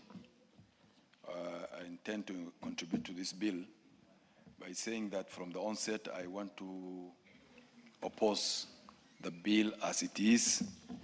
One, Madam Speaker, is the practicability of the implementation of this bill. In that the bill looks to me that it was only taking into account there are two types of livestock producers in this country. We have the pastoralists, and we have these small-scale livestock keepers who do dairy farming and that kind of production. And I think it did not take into consideration the other part of this country that has a huge number of animals of different types, in that the reality on the ground that this bill is not practicable in any way. As it is, as on the ground now, Madam Speaker, our animals in pastoral communities are branded, they have marks, and the communities there identify and know which type of this brand is for, or which community or which clan of these animals come from. So branding 1,000 or 2,000 per community or per family of 1,000 goats and 300 cows and 200 camels is not realistic in that sense. In that it's going to be very expensive if we go with a modern way of branding these animals. The issue of cattle wrestling in this country is confined to a very small area of this country. The North Rift is where this problem is. In our region of northern Kenya, we have minimum cattle rustling or animal theft in that region. And that is a cultural issue, that the government needs to address that issue and not do this kind of wholesome condemnation of this problem. Madam Speaker, the issue of registering these animals, if I have 100 animals, for example, and I've registered them, and I want to sell, and we don't sell some of these animals in markets, we do local trades in the vicinities we are in. It is not possible for me or a farmer, a pastoralist, to move from one area to go and sell this animal, then report to the nearest available administrative units or offices or the branding people to tell them that I have sold this animal to so and so. It means that person who bought that animal again needs to go and register it, does his own branding, and this is going to be a cumbersome issue, Madam Speaker. We already have existing laws. Why don't we strengthen the laws that exist in that to be able to address the issue of cattle wrestling? Madam Speaker, for example, in our community when we are marrying, the dowry that we pay are in the form of animals. If I give my in-laws a certain number of animals, it means that they come out of my stock, then they add into their stock. How is that practicable, Madam Speaker? So the reality is that this issue, or the bill as it is, the registering, monitoring, this is not realistic. We have laws that are in place that we need to address, that we need to input, that we need to strengthen so that we address the issue. Because the intention here is to address cattle wrestling. That is the main thing. So it is going to be too expensive again, Madam Speaker, for the farmer down there that has so many cows, so many goats, and so many camels. Madam Speaker, again, in a family, the head of the family as the father has sons that he allocates each animal to a son. It means that each one who's been allocated that animal must also do his own branding. So, Madam Speaker, on that, I think this is not possible, and I oppose this bill. Thank you, Madam Speaker.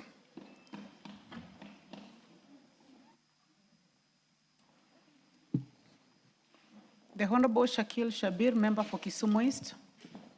Thank you, Madam. Madam Speaker. Madam Speaker, change always has a reaction. Madam Speaker, it is not the issue of branding that is the problem.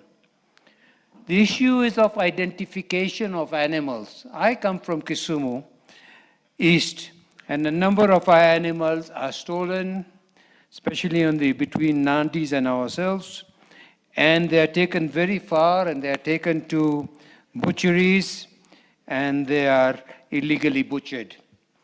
Madam Speaker, now many countries, even in Africa, you have to tag your pet, whether it's a dog or a cat. They even have passports for these animals.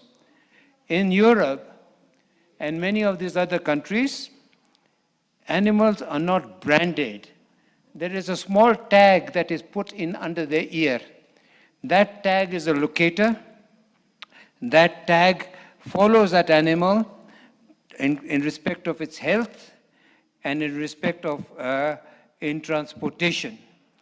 If you give that animal or sell it to another, all you do is you electronically change the tag, like on M-Pesa. We, Madam Chair, Madam Speaker, are very articulate on M-Pesa and IT. We are on Citizen, we are on so many other issues. And I think that one of the issues that we want to talk about is the identification of animals so that we can be able to track them, so that those which are cattle rustled are sorted out. And it's not only cattle, Madam Speaker, they're camels, they're goats, they're lamb, they're sheep. And I take livestock, they are pigs. Each of these items, they does not require 2,000 shillings to do this. Madam Speaker, I have a dog or 2 dogs at home, and I have to register them with the City Council of Nairobi. And I see no problem where those members of the nomadic clan who know their animals by name, even if there's 1,000 animals, the nomads, and I'm an adopted Maasai, and I do understand the way the Maasai identify their animals. The point of the issue is that we not need, and my dear late departed friend, Honorable Ngeno, at one time, and there are others, members of parliament, who used to at one time, they were so committed that they would be following the cattle rustling with AK-47, people with AK-47s to go and find where their cattle are. There is no difficulty. And in fact of the matter is, it would take very little for the cattle to be identified by way of a small SIM or something that would be put in their ear. After all, many of these cattle herders are vaccinating their cattle, and many of them are taking these things forward. And I remember, Madam Speaker, this government also proposed certain inoculations or certain treatment of cattle that were, I think, not more than a year or 2 years ago, which was also fought very strongly. And I think that was only so that we could inoculate them against certain particular diseases, and also of, I think, what is it called, passing of unnecessary gases that were not good for the environment. So I see no reason why our nomadic brothers are against this particular proposal. Yes, there will be a small element of financial thing, but that financial element would be captured by the owner of the cattle. And it would be good for them because they would be able to logically know how many cattle they have. Anyway, Madam Speaker, I know some of these cattle herders use a list, don't want people to know how many cattle they have and where they got them from. And that is maybe one of the reasons why some of them, and they make excuse for what is cattle rustling is not theft. Theft is theft, Madam Speaker. There is no doubt about it. Some of these people, some of these cattle are used for money laundering.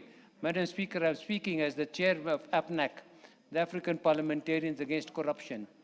You know, Madam, this animal stocking is used as money laundering. So they use their ill-gotten ways and go and buy cattle and livestock and then sell them on the market and then come back with this money, and they've laundered that money. So I think this is why many of these people who are many of the larger cattle holders would not mind. I think even the smaller holders of cattle would not mind to know how many cattle there are, what is the name of their cow, what is the name of their bull, what is the name of their camel, where that camel is. After all, Madam Speaker, my nephews, we purchased a little share of an animal called a whale. And that whale, I have it on my phone. Where the whale is going all over the world, we can follow that whale. So I see no reason why we cannot have some sort of identification of our livestock. Madam Speaker, it costs us less than 50 shillings to get a SIM card. It will cost us less than that to tag the animal on the ear. Madam Speaker, I'm an honorary game warden. We have tracked our major animals like elephants, lions, and rhinos. And I can tell you, Madam Speaker, even now, where a certain rhino is, and we track that rhino, we track that elephant, and other people can also track them. So I see no reason why there is an objection from our colleagues who are from the nomadic areas. They want to remain on that custom that has been there for centuries upon centuries. Yet we are giving them an option to see how they can modernize. After all, Madam Speaker, these nomadic herdsmen are always, they've got their phones. They're on M-Pesa. They know where to take their animals for grazing. It's all done electronically. And I don't see why there is an objection at this moment in time. Madam Speaker, I want to re-emphasize the point that this animal loss, whether you call it cattle rustling or whatever, and purchase of cattle, purchase of livestock, has been used to launder money and launder illicit money. And I think that is one of the reasons we would like to know who buys what, where from, and how. After all, all our transactions on M-Pesa are now recorded. The KRA knows what we are doing, and we want to pay our tax. And we want to pay what is our regular tax that we feel is important. That does not exclude our colleagues who have thousands and thousands of cattle. And then, of course, in the drought, when these cattle are lost, there is an identification of what is lost. So you can then go to insurance and come and claim a specific loss. I have a cattle identified number so-and-so, died here or was stolen here, and that is an identifiable item that you can raise under insurance. With those few remarks, Madam Speaker, I thank you. I support. Honorable Zambia. Thank you, Madam Speaker. Madam Speaker, I really thank you for the support you've given. Now, Madam Speaker, I want to kindly, okay, I will spare some few minutes for you. Honorable Speaker, I rise to support this bill, though from where I see it, the issue of identification is not the main concern here. Because you might have been thinking that it's only in Pokot and the northern part of Kenya where livestock theft is rampant. I want to surprise you, Madam Speaker, that in my constituency, and especially in one ward, we call Malili, where we host the concert Techno City, livestock theft is rampant. And when you talk of identification, I want to suggest that this is not the main cause of, this one will not prevent the livestock theft. Because I can cite an example where there was a recent incident where, because there have been a lot of theft within the last 2 years, we have been reporting this instance to the authorities, that is the police stations, even with the culprits as hand. What I'm trying to suggest is that if we can do away with the corruption in this country, because some of the people who are stealing these livestock, most of them have been identified, they are taken to the police custody, and at the end of the day, you realize that they have been released or they have been set free. What happened last month is that now the people themselves, my constituents, they got 3 thieves. And what they did, they just banned them. And from that time, I think there will be no incident of cattle theft. So, Madam Speaker, what this bill should be looking at is enforcement, security enforcement, because right now, as we speak, and I've said it, that when these thieves were marshaled by my constituents, it has not taken a bit of some relief from my constituents. So, Honorable Speaker, and I'm talking of one of of my wards, that is Kimakiu Kalanzoni ward, which nears the Kwanza Techno City. Madam Speaker, the issue of identification, I want to repeat that, is not the main cause. So, as we look into this bill, we should look into more of the enforcement, security enforcement. And Madam Speaker, it's a matter of concern. It has been happening in northern eastern and areas to do with the Pokot and the Turkana. Madam Speaker, what we need to do is to make sure that we have special units and theft police who are also very well trained. And what they are supposed to do, and as I have stated, the main problem is corruption. You find that some of these officers are compromised, making it difficult to make any difference. So, Madam Speaker, Order, Honorable Zambia. Honorable Zambia will have a balance of 6 minutes if you so wish to come to the House so that you can continue with this debate. Honorable members, and the time now being 1 p.m., this House stands adjourned until Wednesday, 15th April 2026 at 2:30 p.m.